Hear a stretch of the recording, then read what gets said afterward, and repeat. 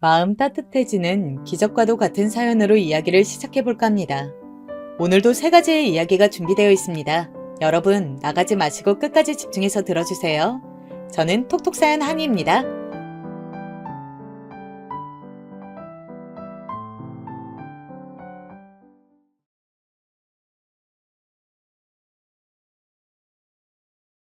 안녕하세요. 저는 톡톡사연을 알게 된 이후로 유튜브에 들어오는 재미에 빠져버린 나이든 여사랍니다. 일면식도 모르는 분들의 이야기를 듣는 게 저는 왜 이렇게 즐거운지 모르겠어요. 예전에 제가 라디오 틀어놓는 취미가 있었거든요. 그게 아직 취미가 이어진 건가 봐요. 이렇듯 듣는 걸 좋아하는 저인데 오늘은 반대로 말을 하는 입장이 되어서 제 이야기를 사연으로 한번 청해봐도 될까요? 40대 나이를 유혹에 흔들리지 않을 만큼 인생을 배운 정도에 되었다고 하여서 부록이라고 하죠. 저는 그 부록의 때에 식당을 운영하게 되었습니다. 제발 그놈의 유혹에 넘어가지 않았으면 하는 인간을 하나 옆에 끼고 살았었는데 그 인간이 끝끝내 충동적인 성향을 못 버리고 부록의 나이에 걸맞은 행실을 보이지 못한 덕택에 저는 인생의 끝자락에도 서보았고 도망도 쳐보았다가 용기를 내어서 식당을 차렸던 거예요. 먹고 살 방법을 찾으려고 그랬죠. 그리고 또한 정말 뭐라도 하고 싶었어요.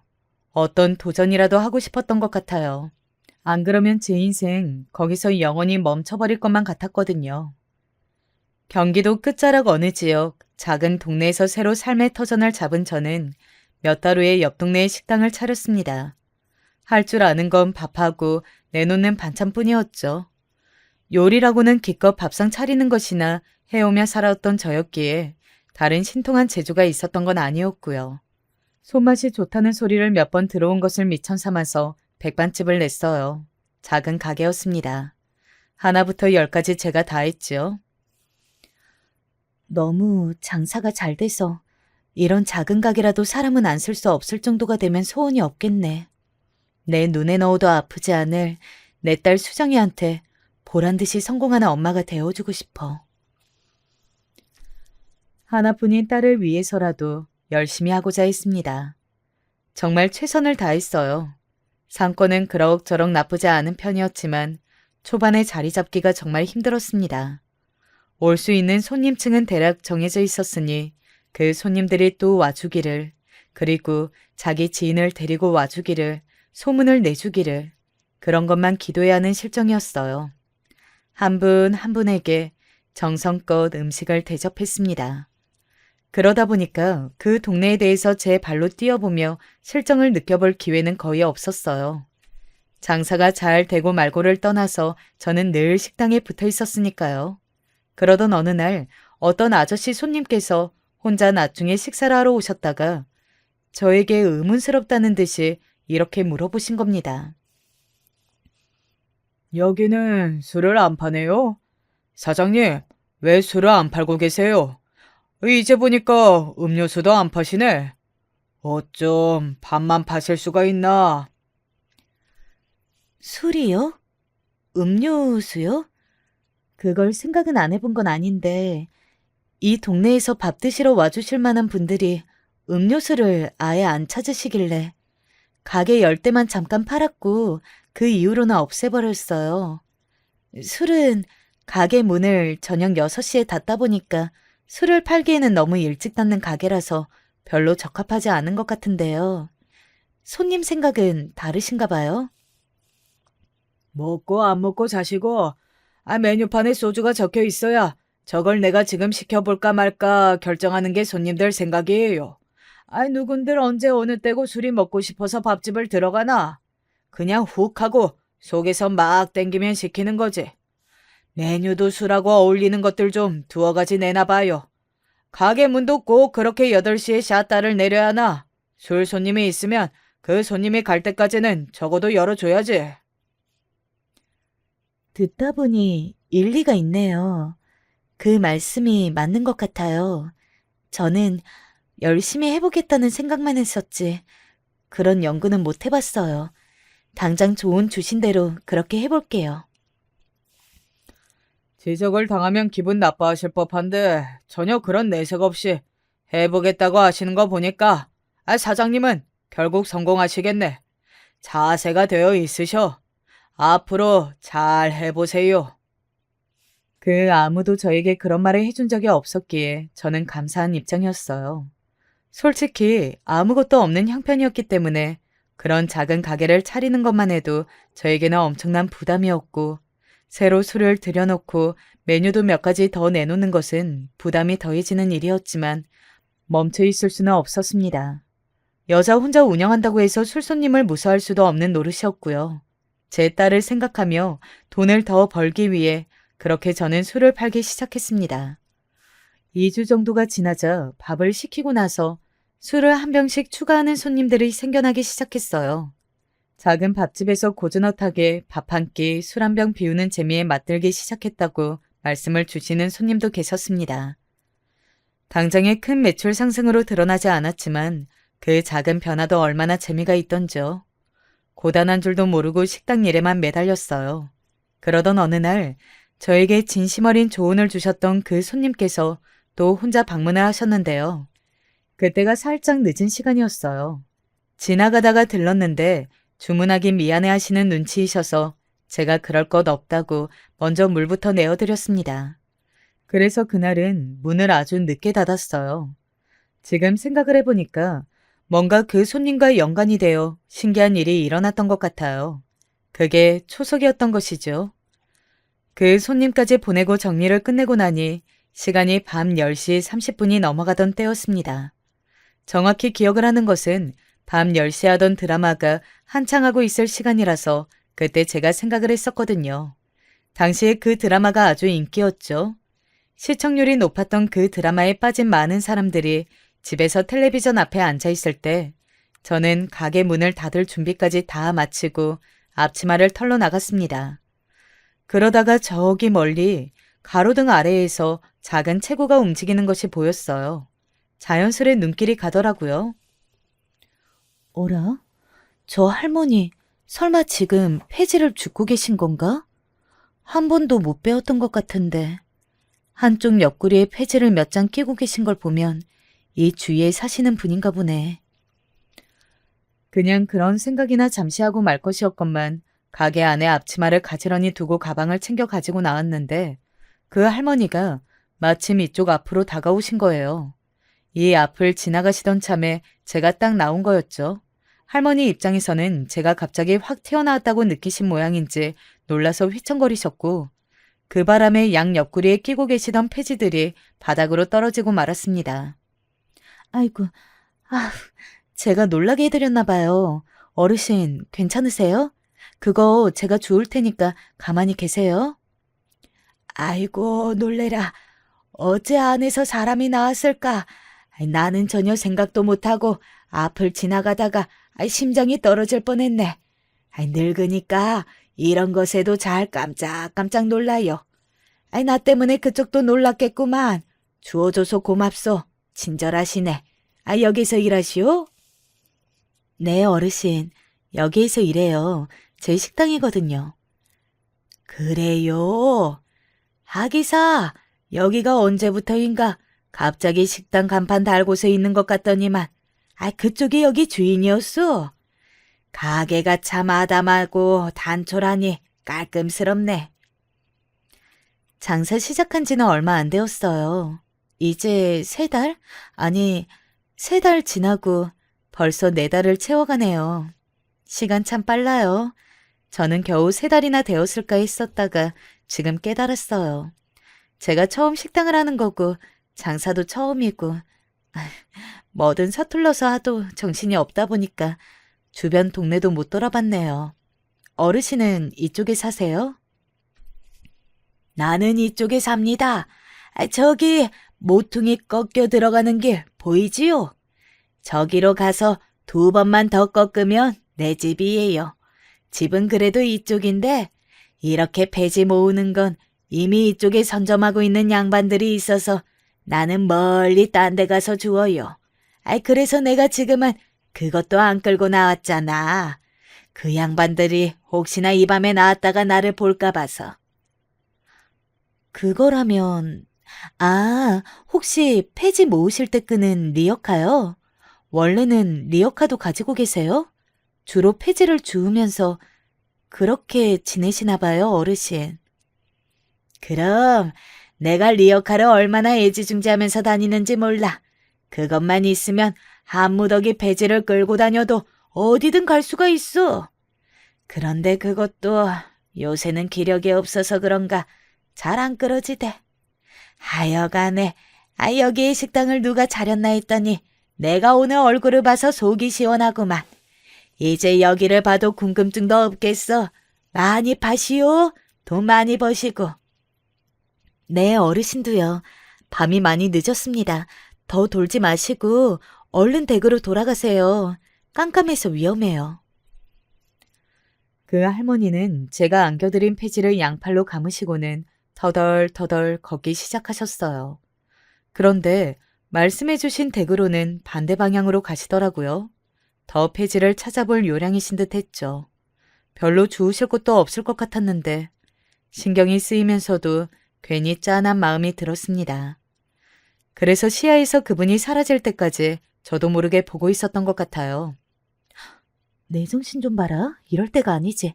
나야말로 얼른 집에 가서 청소나 한 번 더 하고 장볼거리나 미리 적어놓고 그렇게 해야 내일 주말 됐다고 집에 올 딸내미를 마음껏 반겨주지. 그리고 저는 할 일이 생각나서 불이 나게 집으로 갔었죠. 집까지는 늘 걸어서 갔습니다. 버스를 타면 식당에서도 집에서도 정류장이 별로 그다지 가깝지 않다는 핑계를 스스로에게 대면서 말이에요. 버스비마저도 아끼고 싶었던 겁니다. 평소보다 늦은 귀가 그 늦은 밤에 집까지 걸어가면서 저는 피곤한 줄도 무서운 줄도 몰랐던 듯 싶습니다. 다음 날이면 딸이 올 테였으니까요. 제 딸은 당시에 고등학생이었는데 기숙사가 있는 고등학교에 재학 중이었습니다. 기숙사가 없는 고등학교들이 훨씬 더 많고 일반적이잖아요. 제 딸이 어쩌다가 그런 학교에 다니게 되었는가를 따지면 너무나 긴 이야기였죠. 평탄한 가정 환경을 제 딸에게 안겨주지 못해서 저는 늘 미안한 엄마였네요. 아무튼 제 딸이 기숙사 고등학교를 다닐 수 있었던 것은 제 친정 오빠가 그나마 도와주었기에 가능했던 일이었답니다. 안 그랬으면 저는 기숙사가 있는 학교가 있다는 사실도 그런 곳에 딸을 보낼 생각도 전혀 못했을 테죠. 제 딸이 안정적이고 안전한 학교 생활할 수 있다는 것 자체에 너무나도 감사했습니다. 반드시 잘 살아 보여서 제 딸에게도 자랑스러운 엄마, 그리고 친정 오빠에게 부끄럽지 않고 싶었네요. 이튿날 아주 이른 아침 새벽같이 걸려온 전화가 있었어요. 여보세요? 수정아, 우리 딸 웬일로 엄마한테 전화를 다 했어? 지금 기숙사 전화로 하는 거야? 아, 옆방 친구 휴대폰으로 빌려서 하는 거라고? 고마운 친구네. 근데 목소리가 왜 이래? 어디 아파? 엄마, 나 집에 못 갈 것 같아. 어제 아침부터 머리가 띵하고 속도 답답하긴 했는데 생리할 때가 멀어서 그냥 별거 아닌 줄 알았거든. 수업도 다 참고 잘 들었어. 그래서 집에 갈 짐도 다 싸놓았는데 오늘 일어나 보니까 머리가 너무 무거워서 천근만근이고 목도 좀 아파. 친구들이 나보고 몸살 감기래. 어깨랑 등 같은 곳들도 아프거든. 세상에 우리 딸 얼마나 힘들까. 네가 아파도 웬만하면 아프다고 하는 애가 아닌데. 너 지금 큰일 아닌 것처럼 말하는 것뿐이지. 너 사실은 엄청 아플 거 엄마가 다 알아. 수정아, 그러니까 얼른 집에 와. 엄마가 죽도 써주고 사다 놓은 고기도 해줄게. 아휴, 과일 사는 걸 깜빡했는데 그것만 사면 되겠다. 과일 먹고 비타민 채워야지. 그래야 나아. 아무래도 내일 되면 더 심해질 것 같은데. 그냥 이번 주말에는 기숙사에서 가만히 쉬면서 회복할래. 괜히 왔다 갔다 하는 것도 피곤하고. 혹시 엄마한테 감기 옮기면 어떡해. 엄마 장사해야 되는데 감기 몸살 걸리면 진짜 큰일 나. 괜찮다고, 그래도 상관없다고 말을 해줬어 했는데 제 딸이 한 말이 맞다고 생각해서 머뭇거려 버린 제가 나쁜 엄마입니다. 딸이 먼저 인사를 남기고 끊어버린 전화. 괜히 마음이 아프고 후회가 돼서 한참을 한숨만 내쉬었네요. 저에게는 이제 딸 하나뿐이었고 딸만 보고 가는 인생이라 생각하고 있었기에 아프다는 이야기 하나에도 가슴이 찢어질 듯 했습니다.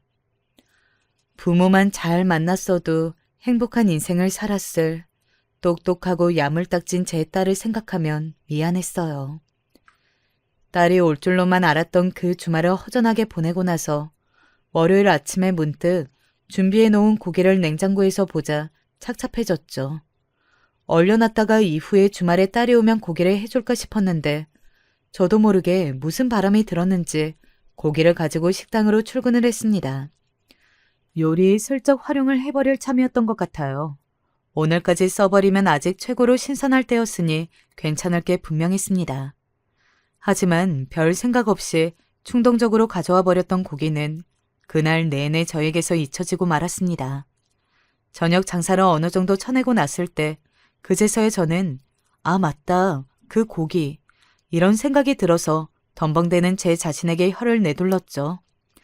나이가 들면서 왜 이렇게 사람이 허술해지고 깜빡깜빡을 잘하는지 심란해서 가게 문 밖으로 나가서 한숨이나 크게 한번 쉬었는데요. 그때 제 눈에 들어온 사람이 있었어요. 한참 장사를 안 하고 문을 닫아버린 채 방치된 우유 대리점이 저의 식당과 대각선을 마주보는 각도였는데 그 앞에 제가 늦은 밤중에 봤었던 인물이 쭈그려 앉아있는 거예요. 바로 그 할머니였습니다. 우유 대리점 앞에 낮은 턱을 의자 삼아 앉아 계셨고 그 옆에는 폐지 딱 한 장이 놓여져 있었습니다. 이 시간에도 댁의 근처를 폐지 주우러 들러 나오신 모양이라고 그렇게 생각하고 다시 가게 안으로 들어갔어요. 그 할머니는 쭈그려 앉아서 고개까지 숙이고 계셨기에 제 쪽을 전혀 보지 못하셨거든요. 인사를 나눌 것도 없었죠. 그리고 거의 1시간 정도나 지났을 때였나? 제가 어떤 손님을 배웅하면서 인사를 하고 가게 문 앞까지 나왔는데 문득 그쪽을 다시 보니까 그 할머니가 그대로 앉아 계신 거예요. 자세에 변동도 없이 말입니다. 그건 좀 이상한 것 같아서 저는 그 할머니에게 다가가 보았어요. 어르신, 여기서 왜 이러고 계세요?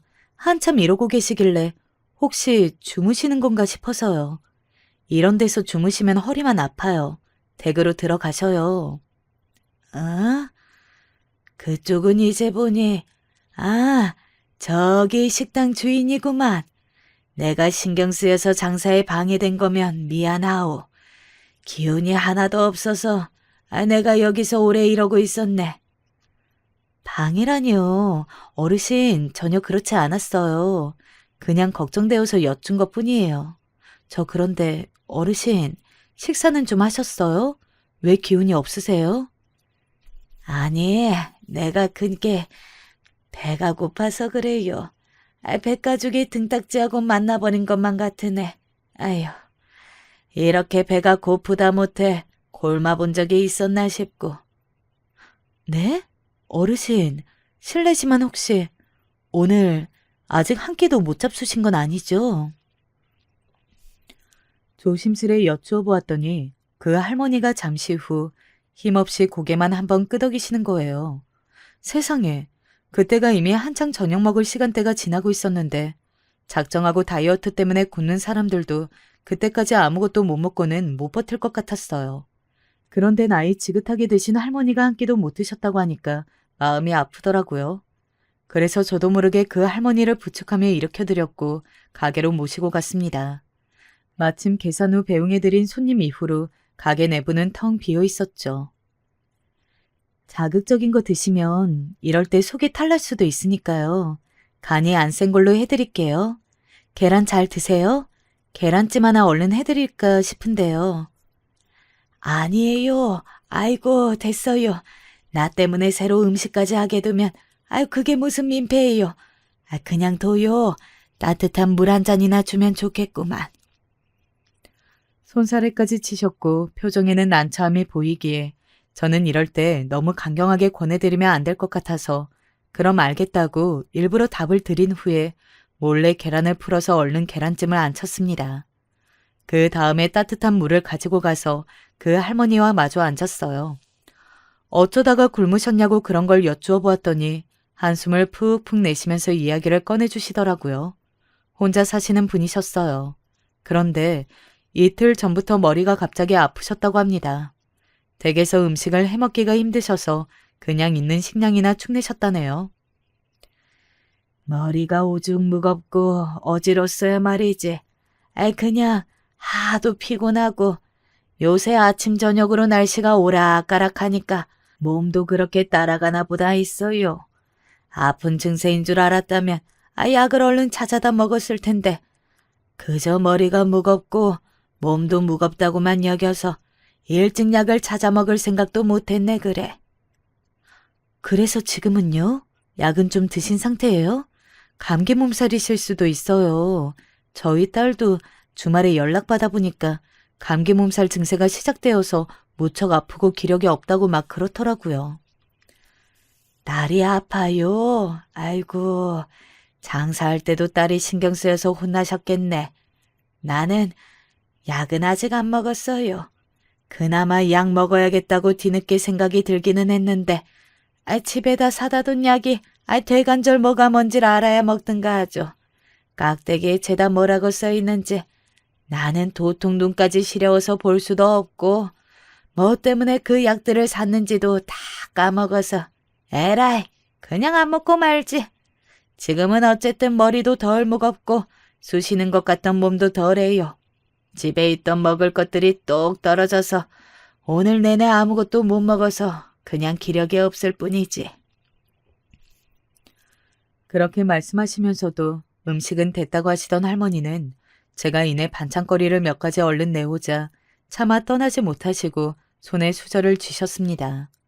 따뜻한 밥 그리고 막 만든 계란찜을 가운데에 내드렸죠. 민폐 끼치고 싶지 않으시다면서 사양하셨던 할머니셨건만 허겁지겁 드시더라고요. 저러다가 체하실 것 같아서 제가 천천히 드시라며 조심스레 몇 번 말씀을 드렸어야 했을 정도였어요. 내가 너무 추한 꼴로 먹은 것 같아서 너무 민망하고 미안하고 하여간 민폐를 끼쳤어요. 나 이렇게 맛있는 밥을 먹어보는 게 얼마만인지 모릅니다. 음식 솜씨가 너무 좋으시네. 내가 이거 밥값을 꼭 주고 싶은데. 그러지 마세요. 제가 대접해드리고 싶어서 이렇게 차려드린 것뿐이에요. 잘 드시는 거 보니까 너무 좋네요, 어르신. 평소에 장을 봐두었다가 식사를 차려 드세요? 되게 그렇죠. 나 혼자 사니까 내가 하나부터 열까지 다 해야지. 다른 가족들은 아무도 없는 것인지, 혹시 동사무소라든지 그런 곳에서 도움을 받지는 않으시는지 그런 것들이 궁금해졌지만 일단은 여쭤보지 않기로 했습니다. 너무 맛있게 잘 먹었다고 연신 말씀하시면서 입가에 미소를 그리시는 모습을 보니까 저도 따라서 미소가 지어졌고 일단은 그것으로 충분한 시간이었으니까요. 그리고 이튿날 오후에 가게로 저를 찾아오셨습니다. 한적한 낮 시간대여서 저는 안에서 재료나 다듬고 있었어요. 그런데 자그마한 유리병에 담긴 오렌지 주스 하나를 손에 쥐고 오셔서는 저 먹으라고 주시더라고요.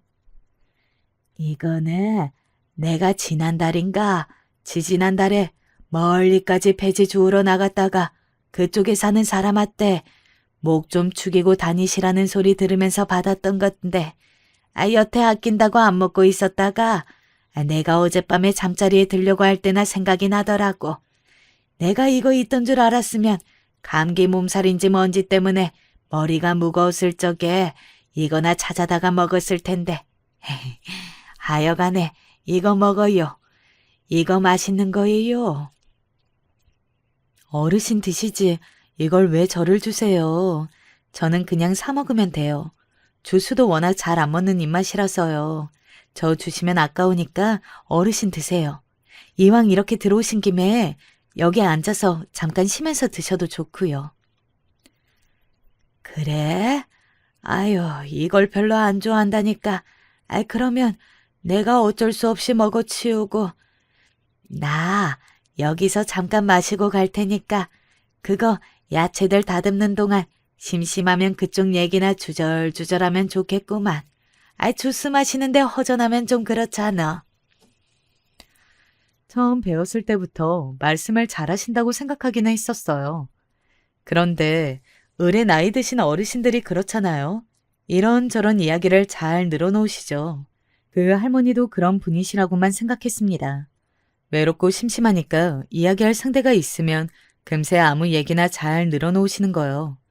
그런데 남의 이야기를 청하시는 것도 잘하실 줄은 몰랐습니다.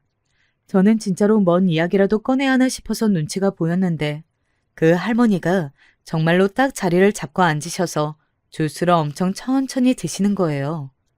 조용한 가게에 제가 재료 다듬는 소리만 들리고 그 할머니는 아무 말씀도 안 하시니까 저는 왠지 입을 열어야 할 것 같은 기분을 받았습니다. 실없는 날씨 얘기나 늘어놓을까 했었는데 저는 문득 그 할머니의 작은 앉은 체구를 보면서 제 이야기를 꺼내고 싶어졌어요. 그래서 저도 모르게 이런저런 있었던 일을 늘어놓았습니다.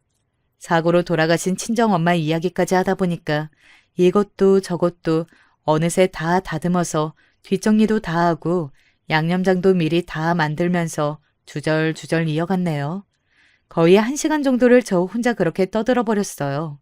이야기를 다 끝내고 나니까 가슴 한켠이 싸하기도 하고 제 이야기를 너무 많이 꺼내어 버린 것 같아서 민망하기도 했는데 그 할머니 쪽을 살펴보니까 손등으로 당신의 눈가를 슬쩍 훔치고 계신 거예요. 아휴, 듣다 보니 나도 이런저런 생각이 막 떠올라서 주책맞게 시린 눈물이 찔끔 나고 말았네. 모친께서는 좋은 곳에 가셨을 거예요. 아마 그곳에서 다른 자식들보다도 우리 그쪽 사장님 생각을 많이 하고 계실 테지. 그 할머니의 중얼거림을 들으며 저는 어느새 앞치마 자락을 얼굴로 끌어다가 눈물을 닦으며 울고 있었습니다. 그러자 그분은 자리에서 일어나 천천히 저에게 다가오시더니 손을 뻗어 제 등을 두드려 주었어요. 아무 말씀도 하지 않으셨지만 그게 그 순간에는 최고의 위로였습니다. 저도 모르게 후련히 울어버렸네요. 잠시 후 손님 한 분이 들어오시는 바람에 얼른 정신을 차리고 찬물로 얼굴을 훔친 후에 웃음을 지었지만요. 손님이 들어오자 그 할머니는 나가실 채비를 하셨습니다. 저는 주문을 받고 얼른 가스불을 켜놓은 후에 할머니를 쫓아나갔어요. 금세 몇 걸음 가신 후였던 할머니에게 다가가서 저는 이렇게 말씀드렸죠. 혹시 이따가 저녁 드시러 오실래요? 오셔서 저녁 드세요. 댁에서 여기가 멀지 않으시니까 오셔서 드시는 것도 나쁘지 않을 것 같은데요. 제가 대접해드린 거니까 다른 부담은 갖지 마시고요. 그냥 몸만 오세요. 아유, 뭐하러 그렇게 해요. 나는 내가 집에서 차려 먹으면 돼요. 말만으로도 고마우이. 그 마음으로도 됐어요. 그러지 마시고요. 여기는 식당이잖아요. 어차피 있는 밥이고 어차피 있는 반찬이에요. 불편해하지 마시고 와주시면 좋겠어요. 혹시 제가 하는 음식들이 별로라서 거절하시는 거 아니시죠? 그럴 리가요. 얼마나 맛있고 입에서 정겨운지 모르는데 그걸 두고 어찌 별로라고 할까? 네, 어르신. 그런 거면 드시러 오세요. 밤에도 종종 폐지 주우러 도시죠? 저녁을 꼭 일찍 안 드셔도 되는 거라면 식당에 한가한 늦은 저녁 때가 있으니까 그때 오셔서 드시면 좋겠어요. 그 바람에 저도 같이 그때 좀 먹으면 되거든요. 머뭇거리시던 그 할머니는 이내 고개를 끄덕이셨습니다. 딱 한번 고개를 움직이신 거라서 와주실까 싶었는데 생각보다 늦은 시각에 식당으로 오셨어요. 폐지 줍느라 늦게 오셨냐고 여쭈었더니 그건 아니고 아무래도 민폐인 것 같아서 고심을 하다가 제가 기다리고 있을 것 같아서 오셨다고 하는 거예요. 저는 절대 민폐가 아니라고 단호하게 말씀을 드린 후 식사를 차려드렸습니다. 반찬은 안 가리고 정말 잘 드시더라고요. 지난번에는 미처 몰랐는데 식사하시는 모습을 보니까 무척 품격이 느껴지시는 분이었어요. 왜냐하면 숟가락, 젓가락이 식기에 닿는 소리가 거의 나질 않았어요. 그리고 숟가락과 젓가락을 동시에 쥐지 않으시고 꼭 번갈아서 사용하셨죠. 음식을 씹어 드시는 것도 조용히 드셨고요. 나도 모르게 선입견이라는 게 있었나 보다. 왜 남루한 행색으로 폐지를 주우며 어렵게 사는 독거노인에게는 식사 예절이 없을 거라고 여겼던 걸까? 지금 내심 놀란 내 자신을 보면 그런 선입견이라는 게 있었던 게 분명해. 스스로를 반성하기도 했네요. 땡볕에서 돌아다니시는 탓인지 조금은 그을린 피부, 오래 입어서 해진 옷, 다른 게 보이는 신발. 이런 것들을 보며 저도 모르게 선입견을 가지고 있었던 모양입니다. 그래서 솔직하게 말씀을 드렸어요. 저는 제 딸에게 멋진 세상과 그에 걸맞는 교육관을 선보이기에는 아주 빵점짜리인 엄마라고요. 제 폄합한 시야에 대해 털어놓았는데 그 할머니는 그저 빙그레 웃으셨습니다. 나에게는 우리 사장님도 어린 나이로 보인다오. 뭐든 새로 도전하고 어떤 것이든 시작할 수 있는 나이지. 그런데 어떻게 세상 돌아가는 걸 다 꿰고 사람 보기만 해도 그 안에 뭐가 들어앉아 있는지 알 수가 있겠어요. 아직 한창 때예요. 이제부터 세상을 보고 배워가도 되니까 자책할 건 아무것도 없죠. 저는 제가 한창 때라고 어린 나이라고 생각해 본 적이 없어요. 이 지역으로 오고 이렇게 식당을 차리는 게 제 인생의 마지막 도전이라고 여겼거든요. 마지막 도전? 아이고야, 우리 사장님이 나를 이렇게 웃기는구만. 그러더니 할머니는 깔깔 웃으셨어요. 그게 기분이 나쁘기는커녕 이렇게 호탕하게 웃을 줄도 아시는 분이구나 싶어서 저는 신기했습니다. 그 할머니는 저에게 말씀하셨죠. 당신이 폐지를 모으며 사시는 것, 이런 것이야말로 인생의 마지막 도전이라고 말입니다. 저는 하루 종일 폐지를 줍고 다니시면 대체 얼마를 버실까? 이걸 여쭈어볼까 하다가 어차피 어느 수준인지는 가늠이 되었기 때문에 다른 걸 여쭈어 보았습니다. 폐지를 줍고 다니시는 것, 그것으로 생활이 되시냐고요. 그러자 아직 굶어 죽지는 않았다고 답을 간신히 하시더라고요. 그 표현에 저는 왠지 한숨이 나왔습니다. 사실 제 코도 석자였고 여전히 잘 쳐줘봐야 그럭저럭 수준으로 되는 식당의 운영에 대해 열심히 고심이나 해봐야 했습니다. 그러나 저는 그 할머니를 모른 척할 수가 없었어요. 앞으로 날마다 저녁 식사를 하러 오시는 게 어떻겠냐고 진지하게 제안을 드렸습니다. 그러자 민폐가 되고 싶지 않다며 거절하셨어요. 어떻게 날마다 얻어먹을 수 있겠냐면서 단호하게 고개를 저으시더군요. 여지를 남기지 않으신 반응이었습니다. 그건 제가 한 번 더 여쭈어보기를 원하시는 눈치가 절대 아니었어요. 남한테 싫은 소리 하는 걸 못하고 사셨던 친정엄마가 더욱 떠오르는 대목이었습니다. 그날 이후 저는 틈만 나면 식당 밖을 내다보면서 그 할머니를 눈으로 찾았어요.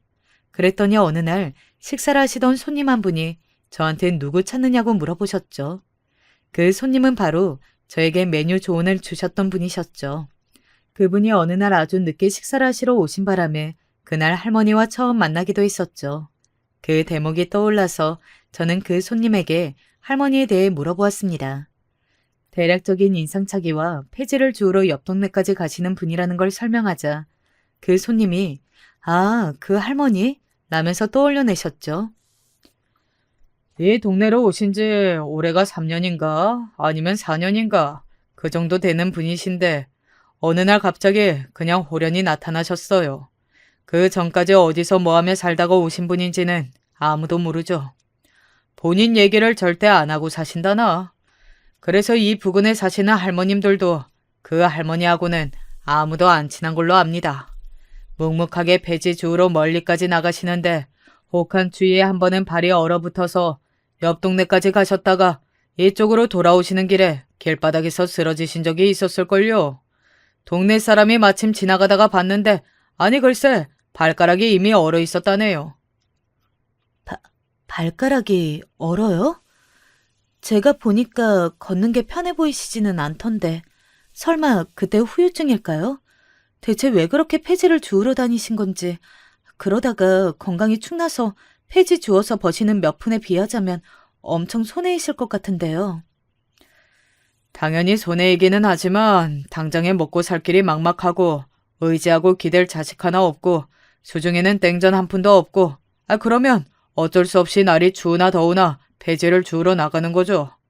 이 동네에는 그냥 습관적으로 눈만 뜨면 폐지 주우러 나오시는 분들도 많아요.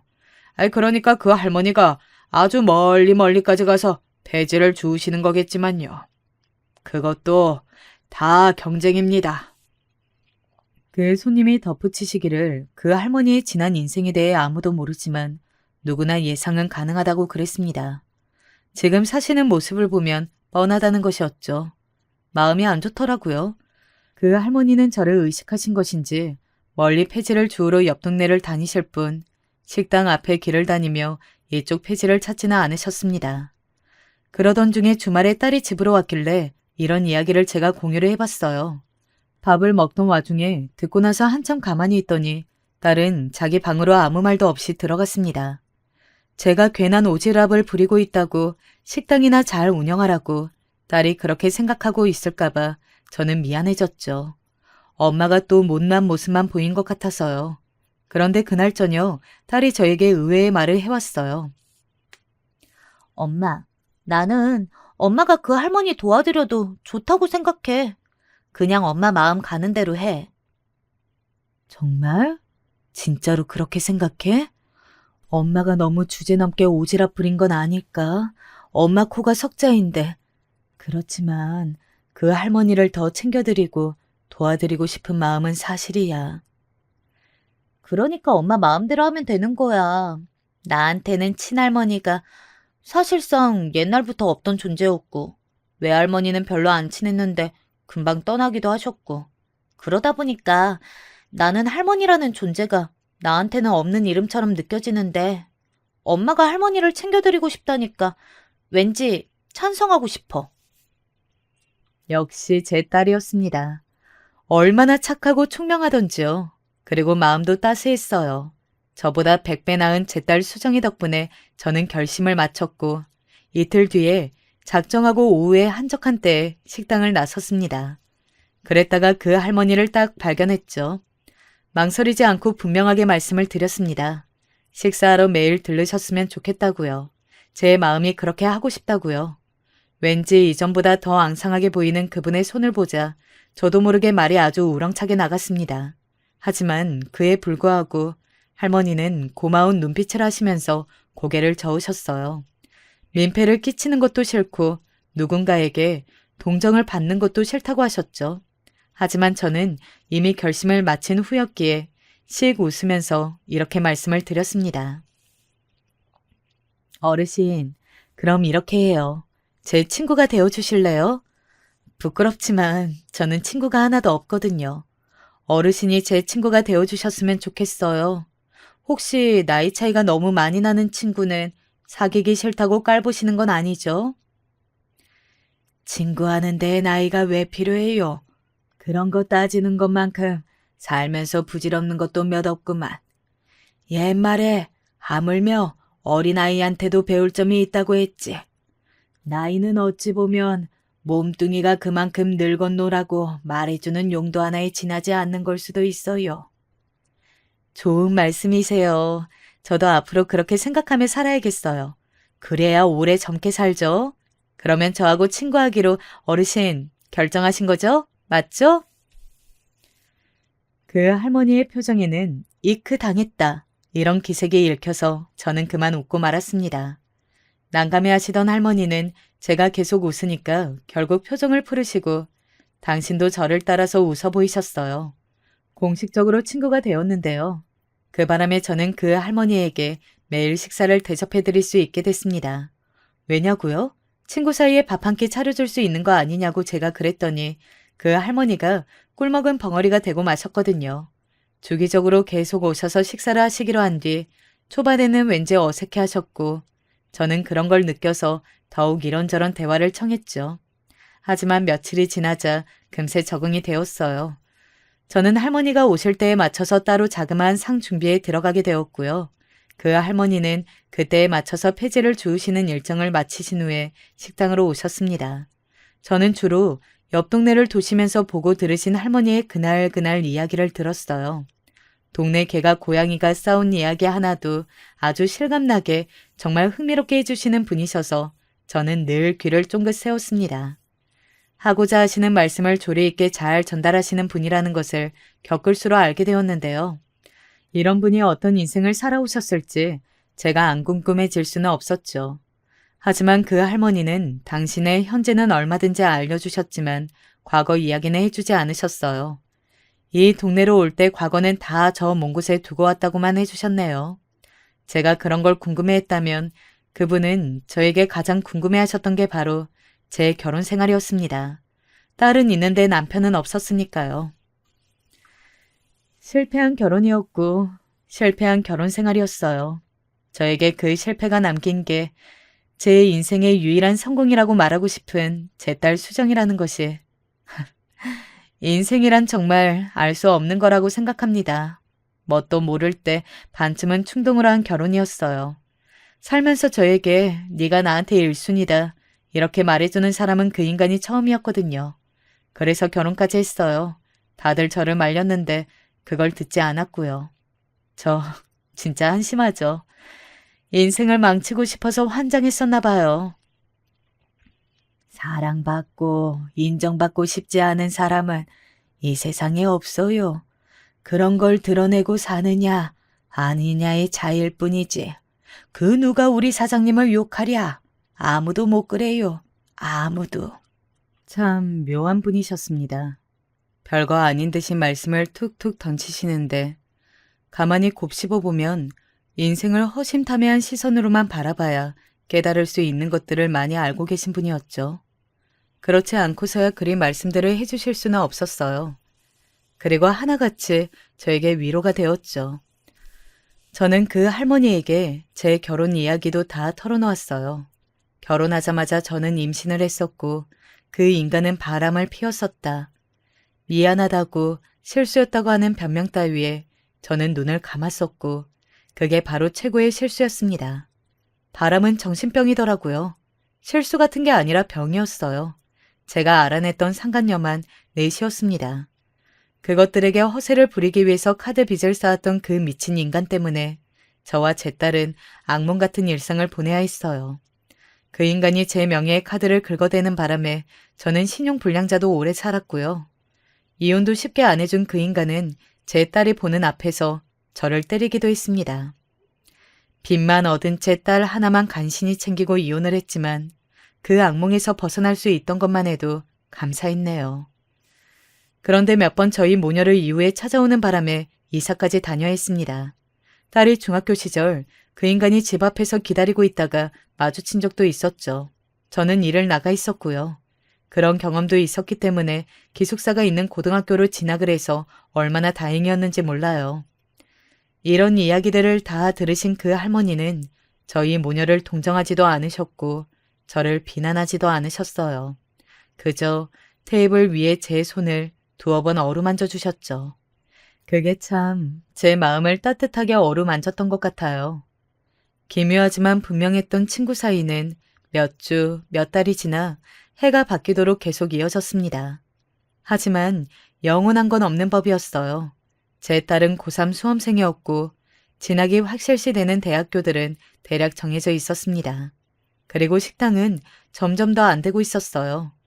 왜냐하면 아주 가깝지는 않아도 같은 상권이라 할 수 있는 곳에 커다란 한식 뷔페 식당이 들어왔거든요. 저렴한 돼지 갈비집도 2달 간격으로 생겼고요. 제 식당은 상대도 안 됐습니다. 결국 저는 식당 자리의 계약 기간 2년을 채우는 대로 정리하기로 할 수밖에 없었어요. 딸의 대학 진학을 대비해서 아예 이사를 갈 요량이었죠. 단연 제가 아쉬운 건 그 할머니였어요. 제 유일한 친구요. 제가 운영이 힘들어서 식당을 접으려고 한다는 말씀을 드렸을 때 놀랍게도 그 할머니는 나도 떠날 참이다 라고 하셨습니다. 나는 내 인생의 마지막을 내 고향에서 보내기로 이미 마음을 정한 바였어요. 떠날 시기를 언제로 잡느냐 그것만이 문제였지. 그런데 우리 사장님이 떠난다고 하니 아무래도 이건 하늘이 내가 고향 갈 때를 알려주는 것 같으네. 얼마나 섭섭하던지요. 저는 식당을 정리하고 떠날 기간이 5개월여 남아 있었지만 그 할머니는 다음 달에 바로 떠날 거라고 했습니다. 떠나는 동네가 어디인지도 말씀을 안 해주셨어요. 저는 그분을 설득해서 휴대폰을 개통하러 갔어요. 자꾸 연락할 사람 없다고 휴대폰이 필요 없다고 하시던 분이었거든요. 앞으로 연락하고 지내시려면 휴대폰은 꼭 있어야 한다고 도시에 가시든 시골에 가시든 필수라고 그랬죠. 노력 끝에 그분에게 휴대폰을 안겨드릴 수 있었습니다. 비용은 다 제가 댔죠. 요금제는 가장 저렴하고 간단한 것으로 해놓았고요. 앞으로 휴대폰비 내시기 어려워지면 꼭 연락 좀 주시라고 제가 당부를 드렸습니다. 그랬더니 저에게 계좌번호를 알려달라고 하셨어요. 저는 홀린 듯이 적어드렸는데 그러고 나서야 깨달았죠. 아차, 내 계좌번호를 알려드리는 게 아니라 반대로 내가 그분의 계좌번호를 알아야 앞으로 돈을 드리는지 할 수 있는 거잖아. 아, 착각해버렸네. 이런 바보 같은 착각이 있을 수 있나 싶었어요. 아무래도 그 할머니 역시 순간적으로 혼동을 하신 모양이라고 생각했죠. 하지만 아니었습니다. 며칠 뒤 저는 문자 한 통을 받게 되었어요. 저장된 이름을 보고 기념비적인 그분에게 받은 첫 문자라는 생각에 미소 지었던 저는 내용을 보고 가슴이 철렁했습니다. 그동안 고마웠어요. 친구라는 거 정말로 좋은 것이더만. 나같이 지독한 인간에게도 친구가 생길 수 있다는 것. 그것을 말년에나마 알아서 얼마나 행복한지. 나는 후회가 너무 많은 인생을 살았습니다. 나의 유일한 벗이요. 젊은 그대는 그렇게 살지 마시오. 앞으로 나의 벗과 그 딸에게 풍족한 앞날이 깃들기를 바라니 나의 재산으로 내가 그러지 못한 것만큼 멋진 앞날을 살아주기를. 몇 번이고 읽고 나서야 이것이 작별 인사라는 것을 알았습니다. 답장을 쓰다가 지우고서는 전화를 걸어봤어요. 그런데 전화가 꺼져 있더라고요. 다급하게 그 할머니 댁으로 달려갔는데 자그마한 집은 텅 비어 있었습니다. 몇 안 되는 세간살이가 사라져 있었어요. 이웃분께 여쭈어 보았더니 작은 이삿집 트럭이 왔다 갔다고 하더군요. 남아있는 건 오직 그분의 리어카뿐이었습니다. 중고로 어디선가 구워셨다던 그 리어카만이 그 할머니가 이곳에 계셨다는 것을 증명해주고 있었어요. 멍하게 있던 저를 현실로 끄집어낸 것은 엄청난 사실이었습니다. 이게 대체 뭐야?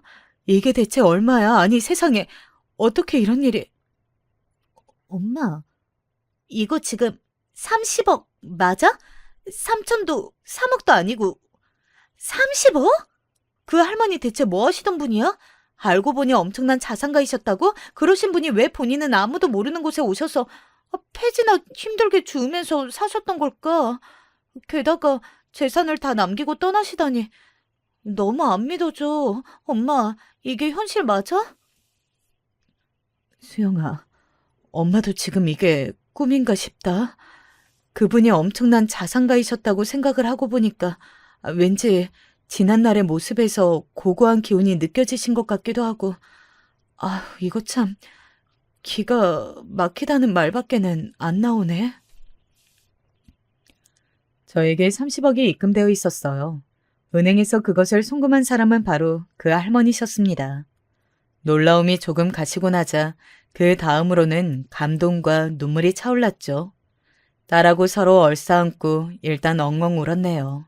그리고 그분에게 절대 이 30억을 그대로 받을 수는 없다고 생각했어요. 수소문을 시작할 작정이었습니다. 하지만 그런 결심을 마친 저에게 웬 편지가 날라들었어요. 그건 막바지 정리에 들어갔던 제 가게로 온 것이었는데요. 그 할머니가 보낸 것이었죠. 치사하게도 보내는 사람의 주소가 불분명하게 적혀 있었죠. 안을 열어본 저는 접혀있던 종이 한 장을 펼쳐봤다가 이내 빙그레 미소를 지었습니다. 직접 그리신 게 분명한 그림 한 장이 들어있었어요. 척 보아도 아름다운 시골 풍경이었습니다. 그리고 그림의 뒷면에는 글씨가 적혀 있었죠. 그림도 잘 그리시고 글씨도 잘 쓰시는 분이셨구나. 내 이야기를 해줄 때가 됐다고 생각하면 내가 스스로 찾아갈 테니 그때까지 멋지게 살고 있어봐요. 친구라면 나의 말을 이해해 주겠죠? 이렇게 적으시면 다인가요? 대체 숨겨둔 비밀이 얼마나 많으신 거예요. 참나, 언제가 되었든 내가 어디에 있든 당신이 원하신다면 나를 찾아내실 수 있는 분인 것 같다는 생각이 드는 건 왜일까? 그렇게 생각하고 저요, 제 딸 수정이하고 그럼 잘 살고 있어 볼게요. 꼭 다시 만나게요. 제가 그분에게 매일 식사를 내어드리기로 결심했을 때는 그분이 어떤 거절을 하시든 설득할 준비가 되어 있었죠. 그것과 같다는 생각이 들었어요. 그분 역시 저에게 그런 재산을 넘겨주실 작정을 하셨을 때는 반드시 무르는 법을 사전에 두지 않으셨을 것 같더라고요. 저는 이런 생각을 딸과 나누었습니다. 그러자 딸도 납득을 하더라고요. 얼마 뒤 모두가 저와 그 할머니가 친밀했다는 것을 알지만 그 누구도 어떤 내막이 깃들어 있는지 알지 못하는 동네를 저는 떠났습니다. 우선은 서울 근처에 친정 오빠의 집에서 가까운 곳에서 단기 월세로 들어갔어요. 막판에 장사도 잘 되었고 권리금도 운이 좋아서 잘 받았다는 거짓말을 하며 친정 오빠네 식구들에게 제가 엄청 베풀며 지냈죠. 그리고 제 딸 수정이는 이를 악물고 마지막 공부를 더해서 예상했던 것보다 훨씬 더 좋은 대학에 진학을 하였습니다. 친정 집안에서 처음으로 명문대 간판을 단 인물이 되었죠. 저희 모녀는 이후 서울에 집을 구했어요. 제 딸은 한눈 한번 팔지 않고 열심히 대학 생활을 해서 제가 오히려 제발 좀 클럽도 가보고 유흥을 즐겨보라는 말까지 해봤을 정도였답니다. 제 딸 자랑을 얹어보자면 장학금 받고 대학을 다녔어요. 네로라 하는 머리들만 모인 명문대에서 해낸 업적이에요. 기특하죠? 그리고 저는 결혼 이후로 위축되어서 조금은 멀리 지냈던 친정 식구들과 결혼 이전처럼 왁자지껄하게 가까이 교류하며 지내고요. 작은 사업을 시작해서 수중에 들어오는 돈은 부족함 없게 했습니다. 든든한 자금이 통장 안에 있으니 마음이 여유로워서 뭐든 잘할 수 있었던 것 같아요. 시간이 많이 흘렀습니다. 제가 그 할머니와 그 이후로 재회를 하였는지 그분의 인생 이야기를 들었는지 이런 것들은 묻어두려고 해요. 끝내 다 알 수 없는 인생처럼 말입니다. 확실한 건 지금의 제가 웃으면서 사는 인생을 살고 있단 것이겠죠. 여러분의 입가에도 환한 웃음이 걸리시길 바랄게요.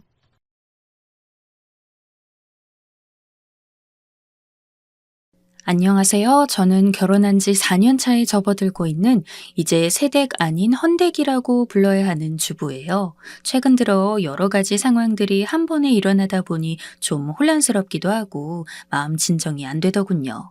친구들에게 상담하기도 참 별로인 얘기라 이렇게 아무도 저를 모르는 곳에 털어놓고 반응을 좀 보고 싶어졌어요. 저도 여기서 몇 개의 사연을 가끔 듣고는 하는데 진짜 객관적으로 생각하고 혼자 답하게 되는 것들이 여러 가지 있더라고요. 그래서 저도 비슷한 느낌의 평가를 얻고 싶어서 사연을 보내게 되었어요. 이렇게 말은 해도 이미 제 마음으로 어느 정도 정하고 진행하고 있는 것이 있기 때문에 큰 변동은 없을 것 같지만요. 저는 형제 중 장남과 결혼을 했고 남편은 저보다 2살 위예요. 남편은 2살 터울 형제라서 어머니께서 이 둘을 키우실 때 보통 고생하신 게 아니라고 들었어요. 어릴 때부터 큰아들은 아주 고지식하고 조용조용히 공부만 하는 타입이었는데 소통이 잘 안 되고 작은아들은 살갑고 엄마한테 말도 잘하지만 손만 대면 사고를 쳤다고 하시더라고요. 이런 부분에서 제가 어느 정도 상상의 그림이 그려지는 것이 사실 저는 남편을 어릴 때부터 봐오면서 자랐거든요. 계속 쭉 보면서 살았던 건 아니고 고등학교 무렵엔 옆 지역으로 이사를 갔어요. 그러다 대학 때 모임에서 만나서 연애를 시작했고 한 5년간 만났습니다. 게다가 남편의 동생인 도련님은 제 고등학교 동창이기도 한데 그렇다고 친한 사이는 아니었답니다. 일단 저와 남편의 연애는 파바박 스파크가 튀는 뭐 그런 열정적인 사랑은 아니지만 무난하게 쭉 서로의 관계를 이어가다 보니 5년 차가 되었고요. 그쯤 되니 서로 결혼할 나이도 되었고 각자 직장도 갖고 있다 보니까 양가 어른들도 말이 나오기 시작했어요. 그렇게 우리는 결혼을 했고 어머니는 얼마 나이 차이 안 나는 도련님도 빨리 결혼을 하길 바라셨답니다. 그때 잠깐 만나는 여친이 있었던 걸로 아는데 그때 여자 쪽 집이 꽤 잘 살았던 것으로 알아요. 이때 하도 이런 소소한 얘기가 어머니로부터 남편으로 전달되어서 제 귀로 들어오니 모를 수가 없었는데요. 그때 어머니는 당시 여친을 마음에 들어 하셔서 얼른 장가를 보내고 싶어 하셨답니다. 도련님도 꽤 좋아했던 것 같은데 그쪽 집에서 반대를 했던 건지 적지 않게 상처를 받고 헤어지게 되었어요. 그때 어머니는 노발대발하면서 내 아들이 대체 어디가 모자라냐며 하루가 멀다 하고 우라통을 터뜨리셨고, 저는 가끔 찾아가거나 전화통화를 할 때마다 어머니의 저 넋두리를 들어드리느라 아주 진땀을 뺐어요. 그래도 어련히 외모도 훤칠하고 한 도련님이라 알아서 장가를 잘 가겠지 싶었는데요. 정말 얼마 안 되어서 또 새로이 연애를 했어요.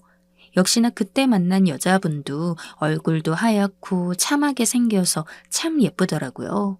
헤어진 지 몇 개월 안 되어 그렇게 금방 여자친구를 만나더니 바로 결혼을 한다는 거예요. 듣고 저나 남편이나 어머니나 엄청나게 놀랐어요. 전 여자친구랑 헤어지고 우울증에 시달리면서 술 마시고 그렇게 폐인처럼 살던 시간이 정말 얼마 되지 않았거든요. 그런데 아무리 새로운 인연을 만났다고는 하나 얼마 안 되어서 바로 결혼을 하겠다고 하니까 당황스러울 수밖에요. 저희 부부가 결혼하고 이제 더 이상 신혼이 아닌 시기였고 아기의 소식은 없냐고 어머니가 한창 물어보시면서 약간 스트레스가 될 즈음이었는데요. 저는 차라리 이때 도련님이라도 결혼을 하셨으니 화제가 한동안 다른 쪽으로 갈 것 같아서 안심을 했답니다. 한동안은 임신에 관한 화제가 줄어들 테니까요.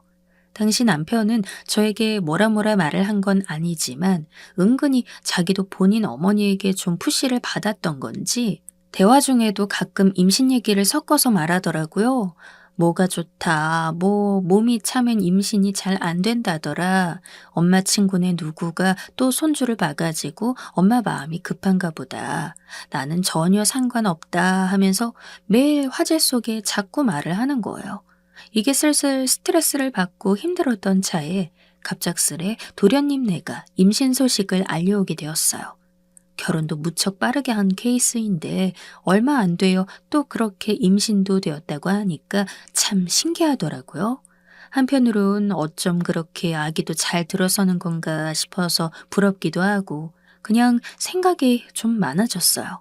이 소식을 듣고 며칠 지나 도련님 부부와 저희 부부, 어머님과 같이 식사를 하게 되었어요. 근데 이날 저도 컨디션이 썩 좋지 않았지만 기분 탓인 건지 몰라도 동서 표정이 썩 좋지 않더라고요.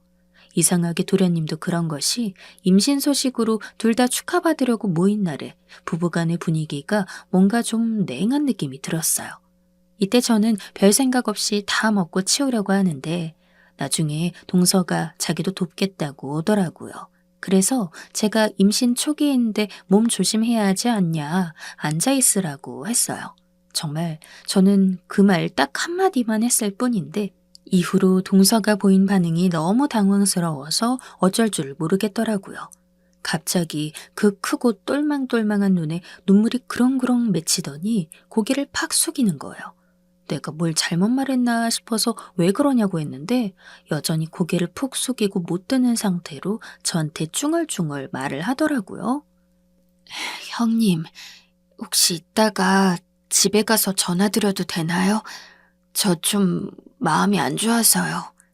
동서 반응이 너무 이상했고 도련님도 그날따라 밥 먹는 내내 말 한마디 않고 계속 밥만 우걱우걱 먹는 걸 보니까 둘이 싸웠나 싶더라고요.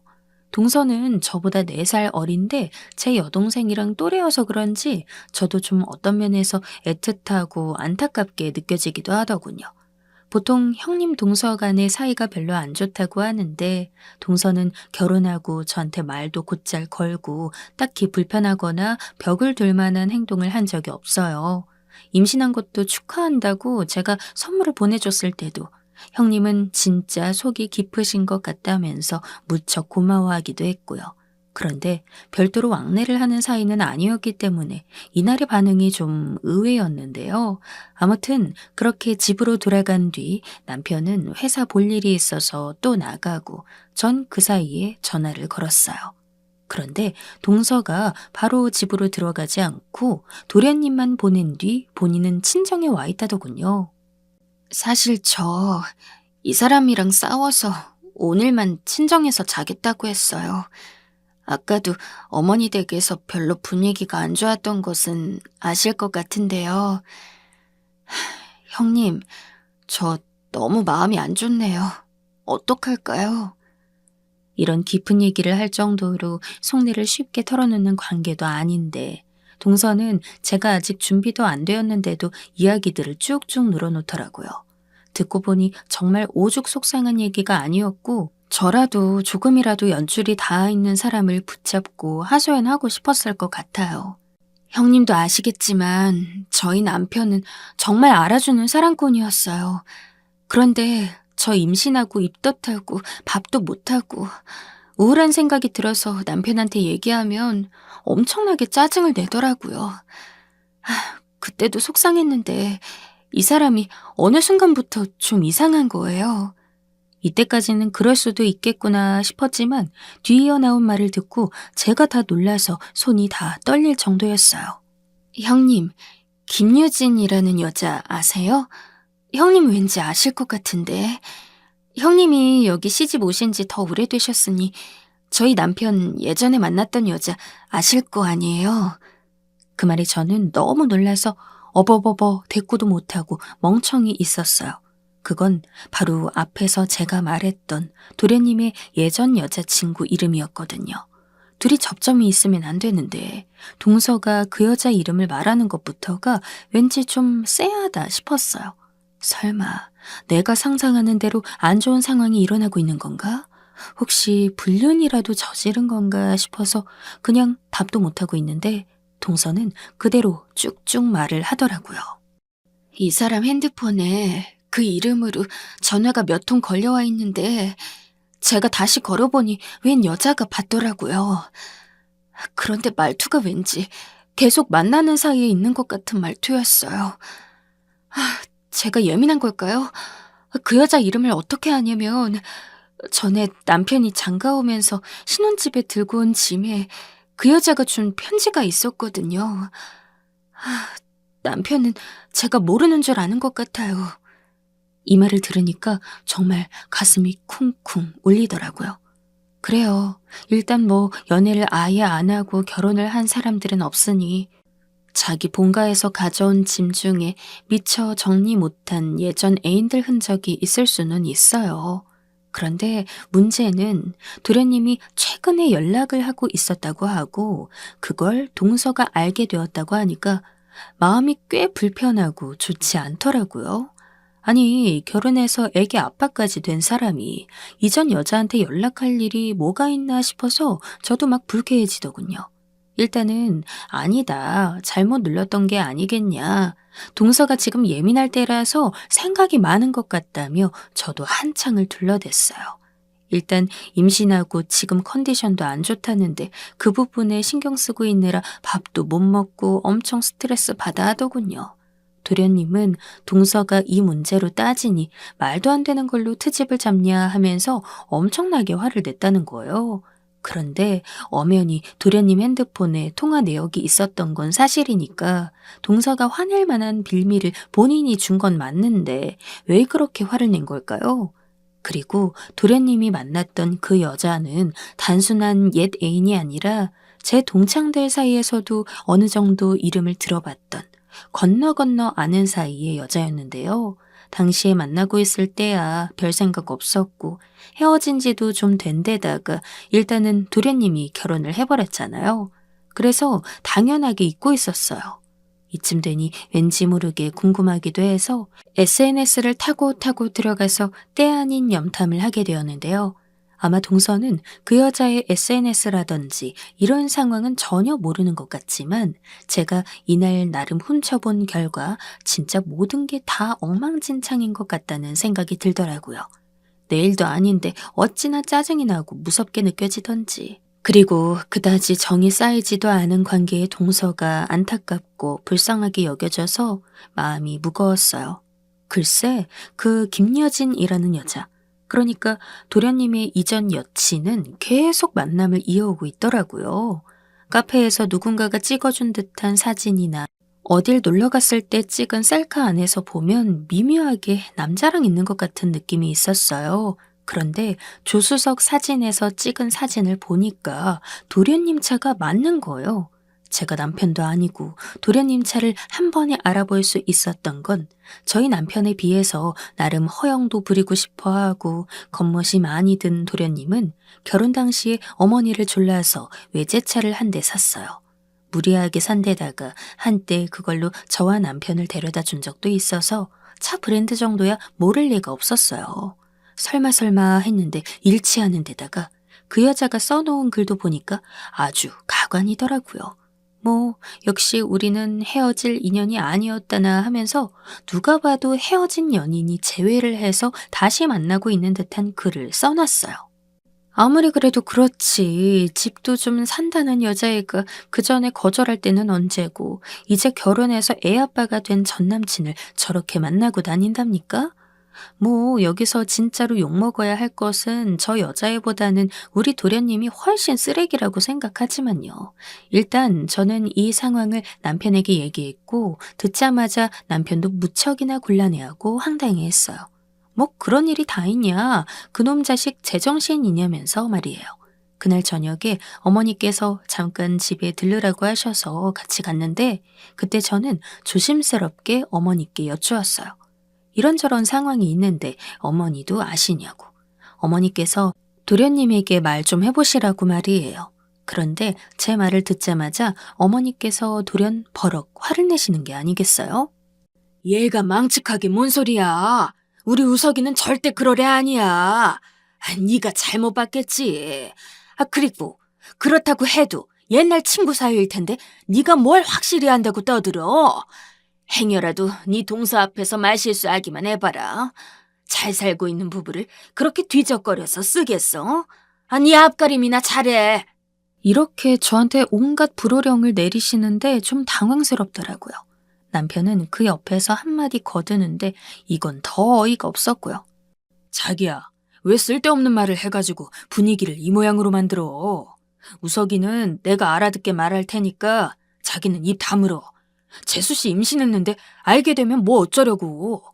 아휴, 부부 일에 끼는 거 아니야.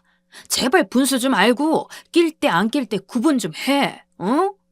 저는 살다 남편이 저한테 이런 식으로 무시하듯 말한 적이 없었기 때문에 제대로 받아치지도 못하고 그냥 가만히 있다가 두어 대 얻어맞은 양 멍청이 서 있었어요. 이때 들은 말들도 너무 기분이 나빴고 저도 이제 그만 남의 일에 나서고 싶지 않아서 SNS를 차단하려고 들어갔는데 맨 첫 번째 페이지에 뜬 사진을 보고 그만 또다시 홀린 듯 들어가서 보게 되었어요. 글쎄 이 여자애가 도련님이랑 고급 호텔에서 놀며 보낸 사진을 올렸더라고요. 예전에 그렇게 결혼까지 생각하고 사랑했다던 연인이 다시 만나서 소꿉장난을 할 일은 없겠지만 그래도 정말 지능이 없는 건지 어떻게 유부남이랑 호텔 간 사진을 저리 자랑스럽게 올려놓나요? 게다가 도련님이 자고 있는 뒷모습까지 찍어서 올려놓고는 역시 넌 내 거, 사랑은 돌아오는 거야. 이런 유치한 말들을 범벅으로 적어놨더라고요. 아니, 도련님도 도련님이지. 어떻게 부인이 아기를 갖고 모든 게 조심스러워 힘들어하는 와중에 이게 뭔 짓이랍니까? 동서가 그때 시댁 부엌 한켠에서 저에게 얼굴을 가리고 훌쩍이던 모습이 생각나면서 진짜 이건 내가 그냥 넘겨서는 안 되겠다는 생각이 들었어요. 당연히 본인이야 저렇게 자기 사진이 나는 줄도 모르고 있겠지만 일단 빌미를 제공한 자체가 너무 말이 안 되잖아요. 유부남이 그것도 애 아빠가 남들은 애를 갖고 싶어도 안 생겨서 힘들어하는데 어떻게 이제 막 자리를 잡아가는 본인 자식과 부인을 놔두고 저런 짓을 하냐고요. 결국 참지 못하고 저는 그 길로 증거를 캡처했고 동서가 임신 초반이라 힘든 때인 건 알지만 그래도 상황이 너무 최악인지라 말을 하게 되었어요. 만약 내 동생이 저런 일을 겪었다면 당장 신혼집을 쫓아가서 난리치며 다 뒤엎고 동생을 끌고 나올 것 같았거든요. 도련님을 알아왔던 시간이 적지는 않지만 저는 이게 모두를 위해 필요한 일이라고 생각을 했고, 가뜩이나 저렇게 더러운 불륜을 저지르는 주제에 집에선 또 동서를 구박하고 제대로 들어오지도 않는다고 하니 구제할 구멍이 없다고 느껴졌어요. 동서는 무척이나 충격을 받았고 만난 내내 손이 떨려서 어쩔 줄 몰라 했는데, 저는 혹시 몰라서 사진을 보여주지는 않았고 얹을만 했어요. 차마 보여줄 자신은 없고 나중에 본인이 필요해서 달라면 주는 게 낫겠다 싶더라고요. 동서는 그 길로 짐을 싸서 친정과 시댁에 알린 뒤 본인의 집으로 들어갔고, 이게 일파만파 퍼지다 보니 결국 제가 이 상황을 알렸다는 얘기를 피할 수는 없었어요. 그러자 어머니는 그 길로 쫓아오셔서 문을 열라며 막 발로 차고 배를 떨어져라 눌러대고, 그래서 열어드렸는데요. 글쎄 문을 열자마자 어머니가 제 머리채를 확 잡더니 안 놓고 목이 쉬어라 소리를 지르시더라고요. 너 때문이라고. 네가 우리 집안 대 끊기면 책임질 거냐고. 어디서 애도 못 낳는 게 남의 집에 기어 들어와서 뻗대고 있더니 온 집안을 망쳤다고 말이에요. 제발 좀 놓으시라고 하면서 겨우 떼어냈는데 정말 머리카락이 한 줌이 나올 정도더라고요. 기가 막혀서 저도 눈물부터 막 쏟아지는데, 그 뒤로 도련님도 달려와서는 살기 어린 눈으로 저보고 욕을 해대고, 남편도 회사를 조퇴하고 온 건지 저한테 똑같이 난리를 치는 거예요. 자기 미쳤어 진짜? 우석이, 아니 재수씨 어쩔 거야? 지금 이혼한다고 난리잖아. 임산부한테 어떻게 그런 말을 할 수가 있어? 진짜 입방정을 떨어도 유분수지. 보통 미친 게 아니네. 자기 이런 인간이었냐? 어? 진짜 진저리가 나서 꼴도 보기 싫다. 아휴 진짜 나야말로 이혼을 해야 되는 거 아니야? 아유, 이 말을 듣는데 갑자기 정신이 번쩍 들면서 내가 왜 이런 상황에 지금 놓여 있는 건지 잘 납득이 되지 않더라고요. 그래요. 어떤 부분에서는 이들 눈에 내가 경솔하게 보일 수도 있겠어요. 그런데 여기서 가장 첫 번째로 잘못한 자가 누구인가요? 도련님 아닌가요? 제가 처음에 얘기했을 때도 어머니는 끝까지 부인을 하고 외려 저한테 화만 내셨고, 남편은 달래보겠다고 하더니 아무런 것도 안 했어요. 임신한 재수 씨가 며느리가 그렇게 중요하다면 왜 처음부터 도련님이 헛짓거리를 하고 다니는 것부터 이렇게 저한테 쥐잡듯이 단속을 안 한 걸까요? 지들이 단속 못하고 자식이며 동생이 불륜 저지르고 다니는 건 내버려두면서 그거 하나 눈 감아주지 못했다고 자기 아내이자 큰며느리를 이렇게 욕을 하며 밀쳐대고 하는 게 정상이냐는 거예요. 남편이 이때 저에게 어머니처럼 어떤 폭력을 행사했던 건 아니나 저는 마지막에 했던 그 말이 마음에 걸려서 꽤 충격을 받아 있었어요. 바로 그 말. 나야말로 이혼을 생각해야 되는 거 아닌가? 이 말 말이에요. 본인 동생 부부를 걱정해서 아내가 했던 말들은 진작에 한 귀로 다 흘려버려 놓고 동생이 대책 없이 쳐버린 사고를 아내가 고발했다며 이혼을 들먹거린 남편. 저도 정남이가 우수수 떨어지며 이날 어머니에게 듣도 보도 못한 취급을 받은 것까지 종합 세트로 밀려와서 견딜 수가 없었어요. 가뜩이나 요 근래 일어나는 상황을 보며 도련님도 인간 같지 않게 느껴지던 차에 정말 한 가정에서 그렇게 유독 모난 돌이 있을 리가 없다는 확신만 저에게 안겨주더군요. 이런 엄마 아래 이렇게 묵인하는 형과 살아왔으니 도련님도 지 잘못이 뭔지도 모르고 천연덕스럽게 동서에게 이혼을 못해준다며 악을 쓰는 거겠죠. 저는 그 자리에서 남편에게 말했고 제 말에 어머니는 딴에 꽤 충격을 받으셨는지 뒤에 난간을 잡고 막 앓는 소리를 내시는데 저도 완전히 정 떨어지고 정말 혐오감이 느껴져서 다 싫더라고요. 이혼? 생각해본다고? 뭘 생각해? 당신이 이혼을 생각해? 그래, 좋아. 나도 이혼 생각해. 이혼하자. 지금 이렇게 나한테 우르르 몰려와서 나 하나만 죽일 듯 몰아붙이면 분이 풀리고 일이 해결되는 거야? 진짜 당신 무서운 인간이다. 나도 당신이랑 안 살아. 아, 저리 비켜. 저는 그대로 현관문에 어중뛰게 서 있는 남편을 밀쳐버리고 안방으로 들어갔고 당장 입을 패딩 점퍼와 지갑, 핸드폰과 가방 몇 개들을 들고 걸어 나왔어요. 정말 죽일 듯이 제 온몸을 훑어보는 남편, 그리고 도련님. 바로 당장이라도 손을 내밀어서 또 머리채를 움켜쥘 것 마냥 도끼가 오른 어머니 사이를 비집고 빠져나와 빠르게 걸어 내려갔어요. 어머니가 욕짓거리를 하면서 불러대는 소리가 뒤통수 너머로 들렸지만 저는 돌아보지 않고 계속 앞으로 쭉 나왔고 그 길로 저 역시 친정으로 왔어요. 저희 친정엄마는 이 사실을 듣고 기가 막혀 하시고 일단은 그냥 여기 있으라고 하시더군요. 남편이 그새 전화해서 뭐라고 하길래 저는 한마디 더 했어요. 이제 전화 한 번만 더 하면 차단할 거야. 이혼할 때 필요한 연락만 받을 거니까 문자로 남겨. 저는 이때 남편이 진짜 혐오스러웠던 게 그냥 무뚝뚝하고 좀 무딘 사람이라고만 생각을 했는데 그런 게 아니더라고요.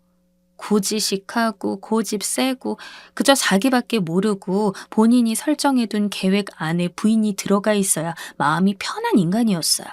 그걸 제가 허물고 문을 박차고 나가버리니까 처음엔 열을 냈다가 이제는 자기도 뒤늦게 당황한 건지 다시 우리 안으로 끌고 들어오려고 애쓰더군요. 지네 엄마와 그 쓰레기 같은 동생이 저한테 막 대접을 해대던 건 아주 까맣게 잊은 마냥 그만하고 들어오라고 아무렇지 않게 말을 하는데 기가 막혔어요. 이후로도 전화가 오지만 오는 족족 끊어버리고 있고 이렇게 갑작스럽게 마주하게 된 이혼 준비에 대해서 저도 머릿속이 엄청 어지럽고 생각이 많아요. 그런데 아무리 생각을 해도 도저히 이전으로 돌아갈 수는 없을 것 같아요. 남편도 정말 몸서리를 칠 정도로 싫고 전화해서 제 이름을 부르는 것조차도 진저리가 날 정도니 그날의 인상이 저에게 너무 강렬하기도 했나 봅니다. 이날 동서에게 연락을 해서 저도 물끄러미 제 생각을 말했고 힘없는 목소리로 받았던 동서는 제 결정을 듣고 저희 엄마보다 더 놀라는 것 같더라고요. 어쩔 수 없이 이런저런 상황을 말했고 나도 너무 실망스럽고 힘들어서 이후로 결혼 생활을 이어갈 의욕이 들지 않는다, 생각이 많아졌다라고 하니 동서도 한참을 고민하더군요. 역시 남일에 이렇다 저렇다 조언을 보태긴 힘들지만 아무튼 각자 자기가 있는 입장에서 최대한 고민하고 내린 선택이니 그건 그것대로 길을 가게 해줘야죠. 어머니는 동시에 며느리 둘을 잃고 아들 둘 다 이혼남에 손주까지 빼앗긴 꼴을 당하려니 무척이나 억울하셨나 봅니다. 동선의 친정엄마나 우리 엄마에게 전화를 해가지고서는 딸 얼른 집에 들여보내라는 말 같지도 않은 소리를 하고 계셨더라고요. 저희 친정엄마는 모든 건 딸이 다 알아서 하게 둘 테니까 불편하게 전화하지 말라고 하셨나 봐요. 동선의 친정이야 뭐 말을 굳이 할 필요가 있냐 싶지만 쫓아가서 다 부숴버리기 전에 연락하지 말라며 험한 꼴 보고 싶냐며 그쪽 사돈이 이를 갈 정도였대요. 그러니 찍소리도 못하고 그냥 조용히 아들들 뒤에서 너들이 얼른 색시 데리고 오라며 조종을 하시는 모양인데 그 팔푼이 같은 아들들 말을 며느리들이 들을 리가 있나요? 솔직히 저 또한 그간 연애했던 시간, 4년간의 결혼 생활이 이렇게 어이없이 끝을 맺어야 한다는 것이 갑갑하지만 그날의 남편과 어머니 반응을 못 잊겠어요. 도련님 같은 인간이 하는 짓을 저렇게 감싸고 도는 모습에 그들도 똑같이 그런 짓을 한 인간이나 다름이 없다는 생각이 들더군요. 4년간 아기가 안 생겨서 힘들어할 때에도 초반에는 제 편을 들어주는 것 같더니 중간에 유산을 했을 때에도 내 편이 안 되어주었던 남편, 그리고 중대한 일마다 빠져나가더니 이번 같은 일에는 더더욱 자기 가족 편에 서서 나를 밀어내고 궁지로 몰던 남편. 제가 너무 상심이 커서 그런지 이 인간과 앞으로를 더 살아가야겠다는 그림을 그리고 싶지가 않아요. 우리끼리는 이러지 말자고 설득의 메시지를 보는 것도 다 짜증나고 싫습니다. 한편으로는 저에게 불행인 건지 다행인 건지 솔직히 헷갈릴 정도예요. 어찌되었건 어머니고 남편이고 싹 다 꼴도 보기 싫은 건 변하지 않으니 저는 제 선택이 맞다고 생각되어지는데요. 다른 분들이 보실 때에는 어찌 보이시나요? 제가 무모한 선택을 한 걸까요? 아니면 지금이라도 늦게 판단을 잘 한 걸까요?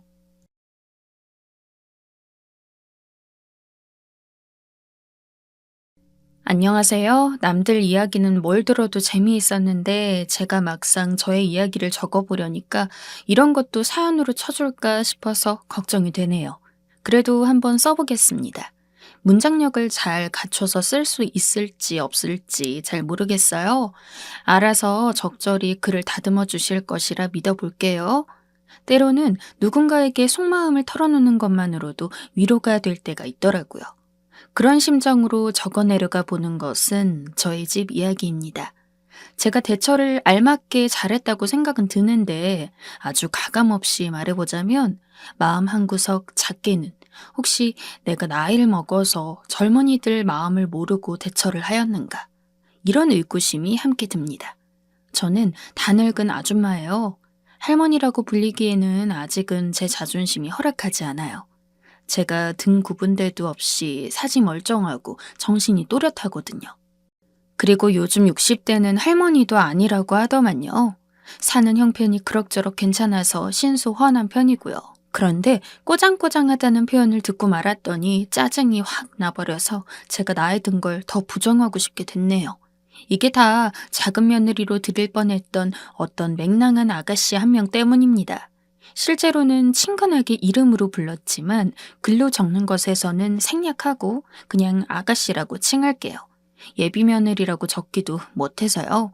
어차피 이대로 영영 남남으로 남을 확률이 아주 높습니다. 그럼 이제 지난 몇 달간 저희 집에서 일어난 일을 되도록 가감없이 적어보겠습니다. 들으시는 분들의 연배가 다양하겠지만은 그래도 제 입장이라면 어땠을지 한번 상상해 봐 주시겠어요? 가족 소개부터 해볼게요. 저희는 아들만 둘 있는 집이에요. 큰아들은 이미 먼저 장가를 들었고요. 며느리는 원래 집안끼리 어느 정도 아는 사이였기에 많은 적응이 필요 없었습니다. 저희 큰아들이요, 저를 안 닮고 지아빠를 닮았어요. 생김새가 닮았다기보단 그 성격이라는 걸 꼭 빼닮았습니다. 혹시 이런 남자들하고 사신 주부님들 계시나 모르겠어요. 말하기 귀찮아하는 남자들이요. 이거는 직접 겪어보지 않으면 절대 모릅니다. 가장 어처구니가 없었던 게 큰아들이 대학 졸업하고 취업 공부를 하고 있었을 때였어요. 제가 안 그러려고 해도 큰아들 눈치를 자연히 살피게 되면서 편의를 많이 봐주게 되었죠. 옆에서 지켜보던 저의 생각에는 그만한 조건이면 그냥 들어가도 될 것 같은데 이놈이 합격을 해도 자꾸 마음을 바꿔가며 욕심을 부르면서 더 좋은 회사, 더 높은 조건에다가 다시 지원하길 반복하더라고요. 그러다 보니까 저희 가족들의 예상보다 점점 취업이 늦어졌습니다. 워낙 명석한 큰아들이지만 상황이 그렇게 흘러가자 저도 걱정이 들었죠. 다름 아니라 애가 스트레스 받아서 힘들어 할까 봐요. 오죽하면 제가 마음이 약해져서 큰아들한테 너 그냥 취업하지 말라고 그럴까 싶기도 했습니다. 압박을 안 주려고 최대한 말도 삼갔고요. 그러다가 어느 날은 저녁에 백숙을 푹 끓여다가 국물에 찹쌀 넣고 죽까지 해서 뜨끈하게 한 상을 차려주며 제가 그랬습니다. 이거 먹고 원기 회복해서 취업 장기 전 그까짓 거 어디 열심히 해보라고요. 네 뒤엔 엄마 아빠가 있으니까 절대 걱정하거나 무너지지 말라고 다독여 주었는데요. 아니 그랬더니만 저희 큰아들이 뭐라고 했는 줄 아세요? 이미 취업을 했다는 거예요. 면접 보고 다니는 줄 알았더니만 그게 회사 출퇴근 복장이었지 뭐예요? 대체 왜 말을 안 했냐고 하니까는 일단 다녀보고 어떤지 파악하려고 했다 그러대요. 아이고 억장이야. 저희 큰아들이 이렇습니다. 이건 단편적인 예시이고 더 많은 사례를 들자면 끝이 없어요. 저희 남편도 아주 똑같습니다. 후식을 먹겠다 말겠다 얘기도 똑바로 안 하는 양반이에요. 그냥 말을 하기가 귀찮고 속으로 생각하는 게 편하다네요. 제가 이런 남자들 때문에 환장하고 살았는데 저희 며느리 애가 사부작사부작거리는 게 좀 다정다감한 면모가 있어서 마음에 들었죠. 그런데 며느리도 솔직히 조용한 편입니다. 좋은 말로는 아주 참하기가 그지없네요. 그래서 큰놈이랑 둘이 잘 맞아서 결혼까지 했구나 싶었습니다. 하여간에 제가 이런 얘기들을 하는 게 울 막둥이 둘째를 괜히 편애하는 것이 아니란 이유를 들기 위해서요. 저를 쏙 닮아서 아주 활발합니다. 딸 없는 허전함을 대신 채우려고 태어난 아들이 분명해요.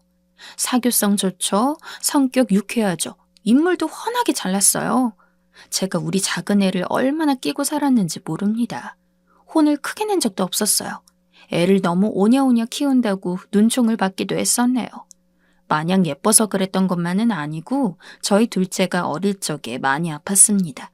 지금은 천만다행스럽게도 멀쩡하게 건강하지만 그때는 정말 어린 내 새끼 먼저 떠나보내는 줄 알았네요. 그 심장병력 때문에 현역도 못 갔고요. 그래서 둘째가 저에겐 조금 더 아픈 손가락입니다. 여튼간에 성격 좋고 인물 잘났으니 어디 제 눈에만 예뻐 보였겠어요? 학교 다니면서부터 인기가 많았어요. 고등학교 쪽에는 저희 둘째 보겠다고 집 앞까지 선물 들고 따라온 여학생들도 있었고요. 둘째 대학생 때 자기 형이 회사 근처로 방 얻어 나간다고 하니까 자기도 같이 자취하겠다고 별 땡깡을 다 부렸는데 제가 결사로 반대했습니다. 괜한 여자 후리고 다니면서 사고라도 칠까봐 걱정이 됐었거든요. 그런데 제가 언제까지고 그렇게 방어를 할 수는 없는 노릇이었죠. 막지 못할 흐름이 하나 있다면 그게 세월 아니겠어요? 제가 밤마다 마스크팩 붙이고 비싼 크림에 마사지기 다 동원해봐도 얼굴은 어떻게 카바를 쳐보겠지만 목 주름이며 손등이 자글자글해지는 건 어쩔 수가 없더라고요. 저의 영원한 막둥이 둘째도 저의 울타리를 벗어나 자기만의 영역을 꾸릴 때가 되었다는 것에 저도 순응하였습니다. 직장에 들어가 자리를 잡더니 지금 만나고 있는 여자친구랑 결혼을 하고 싶다면서 그러더라고요. 1년 넘게 탈없이 만나길래 안 그래도 속으로 짐작은 하고 있었습니다. 아주 예쁘장한 아가씨예요. 키가 좀 작은 편이고 덩치도 꼭 어린 학생 마냥 작은데 얼굴에 달린 눈, 코, 입은 반대로 큼지막한 것이 요즘 아이돌 가수처럼 생겼어요. 제가 바로 예비 며느리 타이틀을 노리고 온 이 아가씨 얘기를 꺼내고자 하는 겁니다. TV 예능이었다면 아가씨가 타이틀 쟁취하러 온 사람, 저는 그거 방어하는 사람쯤 역할이 되겠네요. 제가 맹세코 처음에는 방어할 의도가 아니었습니다.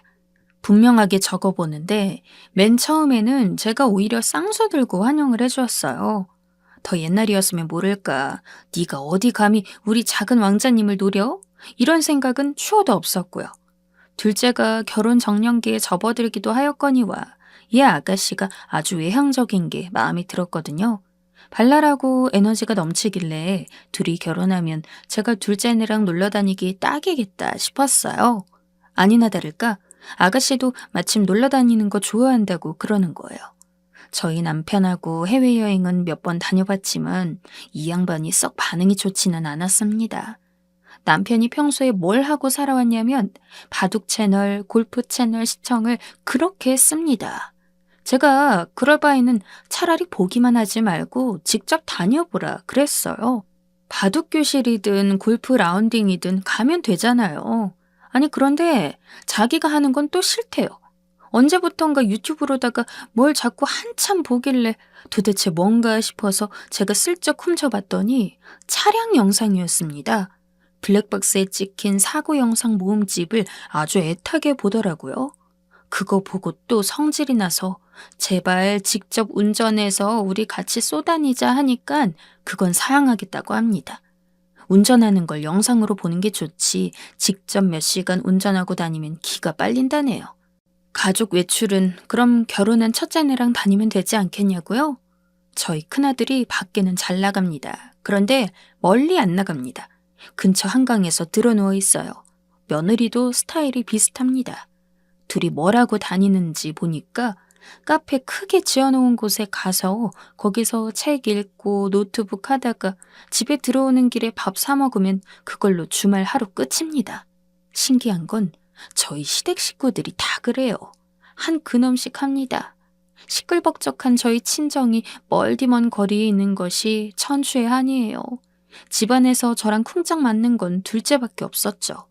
어디 간다 그러면 차에서 먹을 간식부터 준비해두고 신나서 그 전날에 미리 입을 옷 골라두는 것도 똑같습니다.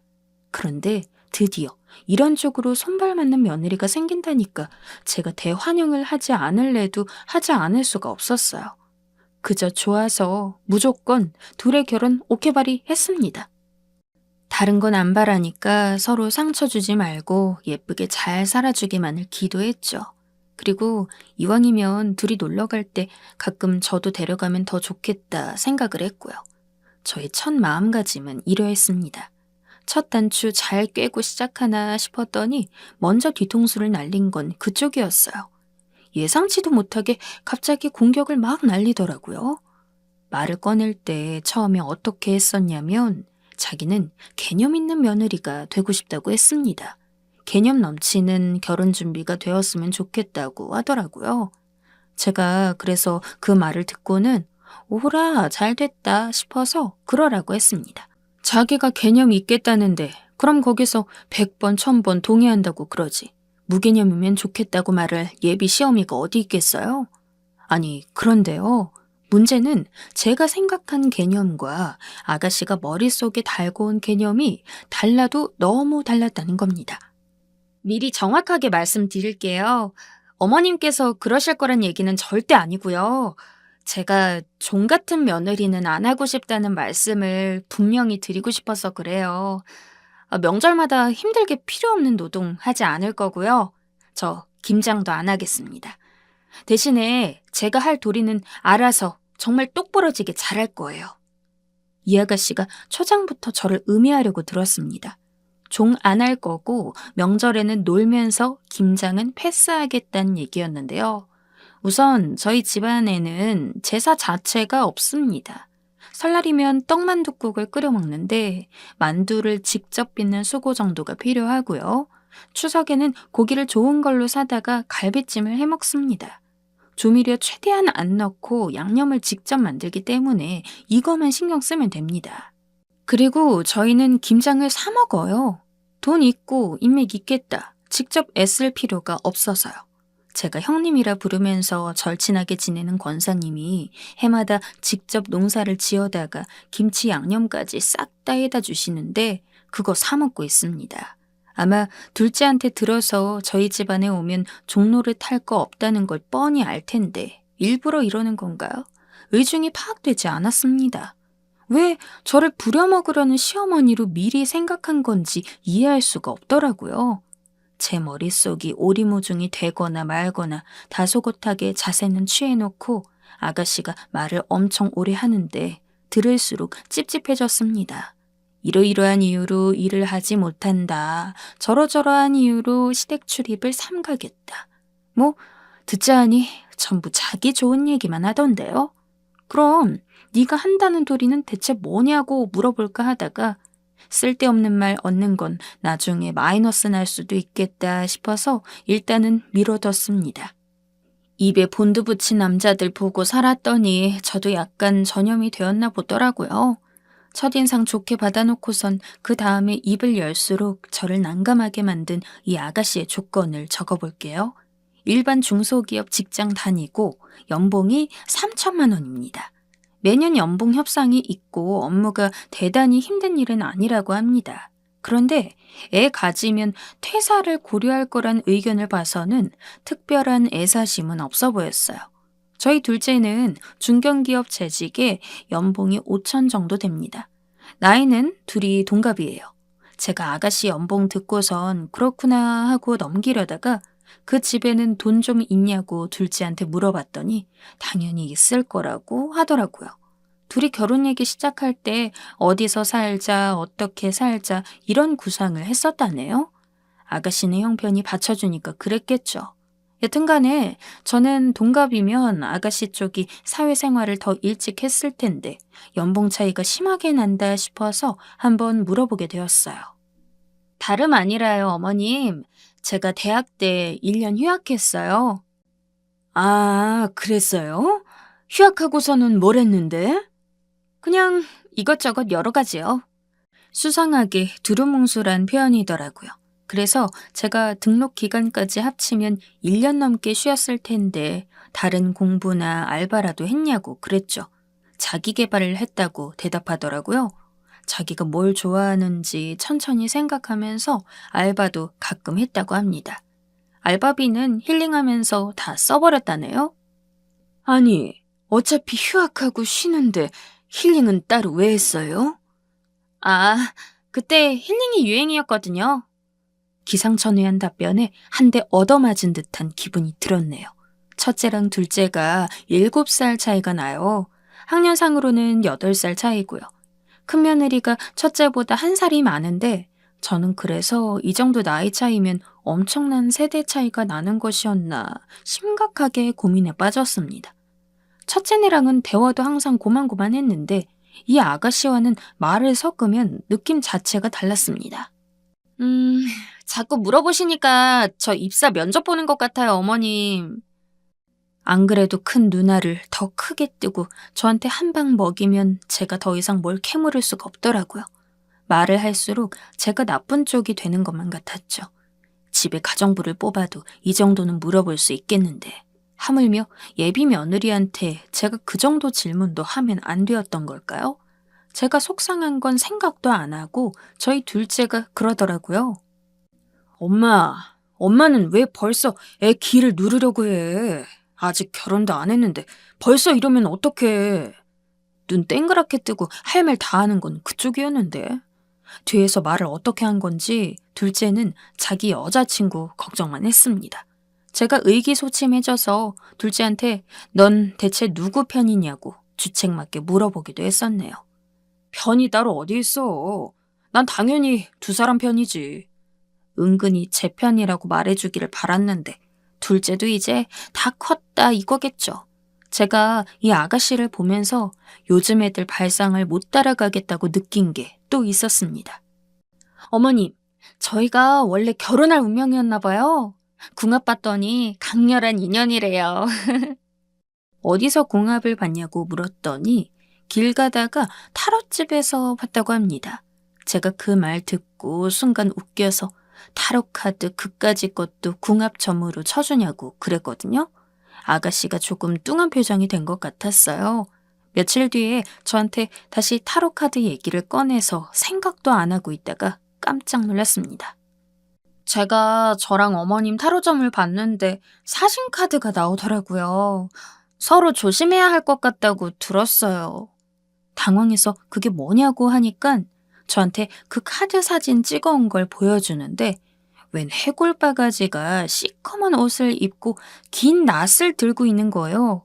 저도 모르게 이 표식이 그럼 나냐고 물어보니까 아가씨가 대답을 어물쩍 피하더군요. 그 외에도 자잘하게 일들이 있었는데 도대체가 이게 어느 장단인지도 모르겠고 어느 박자에서 얼쑤 외쳐줘야 할지 모르겠으니 요지경이었습니다. 그러다가 진정한 사달이 난 것은 상견례 날짜를 잡자고 얘기가 오갈 때였어요. 인원수 맞춰야 하니까 어떻게 할까 진지한 상의가 오가던 시기였죠. 아가씨가 아주 중요한 말씀을 드릴 게 있다고 하는 겁니다. 저희 집은 무조건 서울에 있는 아파트였으면 좋겠어요. 그러라고 했습니다. 어차피 서울 외곽 경기도 쪽 아니면 서울 밖에는 답이 없는데 당연했죠. 그런데 이 아가씨 그렇다면 저희 쪽에서 서울 아파트를 해오는 걸로 알고 있겠다고 하는 겁니다. 갑자기 그렇게 나오니까 약간은 당황스럽더라고요. 독박이라뇨. 어디서 날로 먹으려고 드는 것인가 싶었습니다. 진짜 웃기는 건 지금부터입니다. 서울 아파트를 저희 쪽에서 해주지 않는다면 파혼을 고려하겠다는 거예요. 얼씨구나. 이게 뭔 날벼락인가 했습니다. 어쨌든 독박이든 합심이든 집을 알아봐야 하는 건 맞으니까 찾아는 봤습니다. 둘의 출퇴근 동선도 생각을 하자면 적절한 곳이 강서구나 은평구 일대일 것 같아서 보고 있었어요. 그랬더니만 이 아가씨가 당연히 마포구가 더 나은 것 아니냐고 자기는 그쪽에 살고 싶다고 하더라고요. 그러면서 저희 둘째를 통해 강남 쪽이면 솔직히 더 좋다는 의사를 전달해 왔습니다. 어이가 실종해버렸어요. 제가 전화해서 영등포구 쪽 위치도 괜찮고 매물 좋은 거 있다고 슬쩍 떠봤더니 그럼 또 그쪽이면 여의도를 말씀하셔야지 영등포는 왜 찾아보시냐면서 조금 성질을 부리는 겁니다. 어머니, 단도직입적으로 말씀드릴게요. 지금 집값 수준을 봤을 때 저는 20억 정도 되는 아파트면 좋겠어요. 20억짜리도 안 된다면 고사하고 싶네요. 이 아가씨가 기어이 폭탄 발언을 던져버렸습니다. 저희 집을 보면 그 정도는 너끈하게 해줄 수 있는 것처럼 보인다는 정말 안 하느니만 못한 사족을 덧붙이면서 말이죠.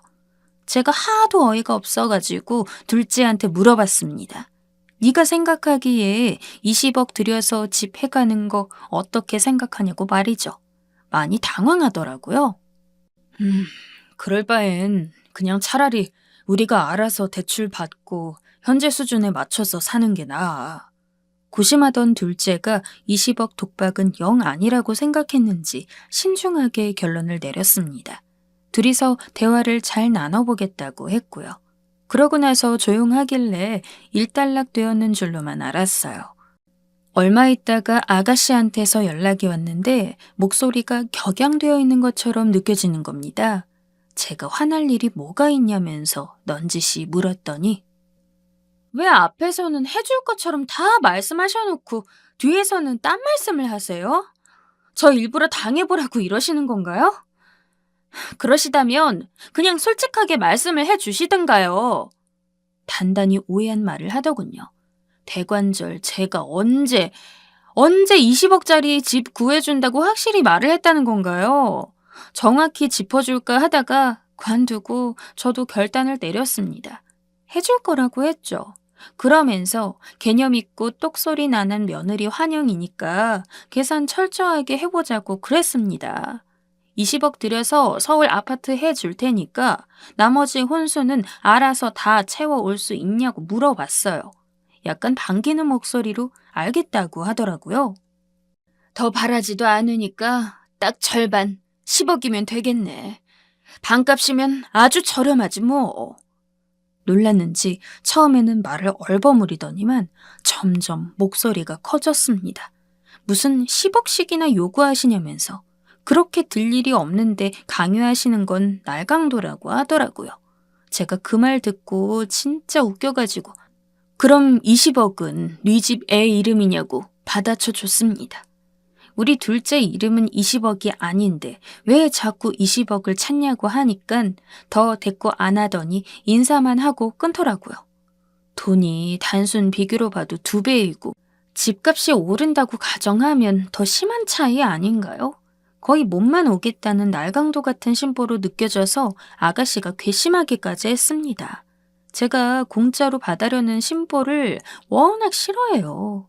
저 친한 권사님이 경기도에서 직접 농사를 하시는데 어쩌다 봉사활동을 하면서 친해진 사람이 있다고 그랬거든요. 저랑도 그 사람은 안면을 튼 바 있었고요. 그런데 그 인간이 권사님한테 맨날 뭐를 공짜로 받아간 거예요. 굳이 말하기도 못해서 권사님은 그냥 매번 내줬다 하더라고요. 이 집이 농사판 늘리다가 진 빚이 있어서 사정이 좋지는 않기 때문에 저는 파 한쪽이라도 그냥 받아오지 않습니다. 그런데 그 인간이 글쎄 공짜로 누린 것도 모자라서 자기가 무김치 좋아한다고 밭에 무 좀 심으라고 했었다네요. 그뿐만 아니라 그 무로다가 김치를 해달라고 하길래 권사님은 당연히 김치값을 받을 줄로만 알고 정성껏 버무려 준 겁니다. 싹 해다가 통에 담아서 찾아가라고 전화했더니 그 인간이 너무나 감사해서 어쩌지? 보답으로 빵을 사다 줄까? 떡을 사다 줄까? 이런 개소리를 짓거렸다는 거예요. 제가 이 얘기를 듣고 기가 막히고 코가 막혔습니다. 애들 소꿉장난도 아니고 농사 지어다가 가진 재료 다 때려놓고 김치 완성해 줬더니 빵이며 떡을 어떻게 운운할 수 있나요? 저한테 그동안 터놓지도 못하고 끙끙 앓았던 권사님이 안 됐기도 하고 해도 그런 철면피가 있다는 것에 놀랐네요. 사람 인연 함부로 끊으면 주변에 남는 이가 없게 된다지만 누가 손해보는 관계를 이어가고 싶겠어요? 그 인간이 설마 나이 들어서까지 물정 모르고 설치는 인물이었다는 것에 경악했을 따름입니다. 그런데 더 놀라운 경우를, 그것도 며느리감으로 제가 맞닥뜨리게 된 겁니다. 결혼이 사랑해서 이뤄진다고 해도 돈이 빠질 수가 없는 것인데 어디서 날로 먹으려고 드나요? 세상 천지에 이렇게 영악한 사람이 있고 그 사람이 다름 아닌 내 며느리로 들어오려고 하는구나 생각하니까 견딜 수가 없었습니다. 둘째 안 쳐다가 당장 결혼 물으라고 했습니다. 그 아가씨는 저희 둘째한테 저에게 미움받아 슬프다며 자기가 대체 뭘 그렇게 잘못했냐고 말하며 서럽게도 울었다네요. 그 얘기 듣고 저는 오히려 더 열이 받았습니다. 그래서 뭐? 그래서 넌 거기다 대고 걔 편을 들어줬다는 거야? 엄마는 자꾸 왜 편을 나누려고 그래? 아니야, 절대 아니고 나도 지금 결혼에 회의감 들고 있었어. 둘째가 말하기를 사귈 때는 다 좋았는데 결혼 얘기 오가면서부터 머리가 아팠고 이제는 지쳤다더군요. 제가 그 아가씨는 아닌 것 같다고 딱 잘라 말했습니다. 말은 따로 안 얹어도 돌아가는 상황은 다 보고 있었던 남편도 반대 의사를 표현했고요. 둘째가 알아서 정리 잘 하겠다고 해서 결국은 그렇게 매듭이 지어지게 됐습니다. 막상 이렇게 되니까 은근히 제가 너무 고지식하게 굴었나 싶기도 하네요. 그 아가씨 왈, 제가 너무 계산적이어서 꼬장꼬장하댔거든요. 시집살이라도 드세게 당할까봐 아가씨 딴엔 미리 선수 친 것뿐이었는데 제가 과민 반응으로 모든 걸 끊어내버렸나 해서 기분이 썩 좋지가 않습니다. 대뜸 20억 아파트 타령했던 게 진심이었던 것 같아서 이것만큼은 용납할 수 없지만요. 귀하디 귀한 우리 작둥이 둘째를 그 정도 수준의 여자랑은 짝 지어주기가 싫은 것도 솔직한 속내이기는 합니다. 여러분이 제 입장이었어도 똑같이 그 아가씨를 쳐내셨을 것 같나요? 얼굴은 정말 예쁘고 밝은데 참 생각이 복잡하네요. 자식 농사는 끝에 끝까지 힘든 건가 봐요. 첫째 내가 아이 들어서는 거랑 둘째가 다시 좋은 인연을 만나는 것. 이 두 가지만 이뤄진다면 정말 더 이상 바랄 것이 없을 것 같아요.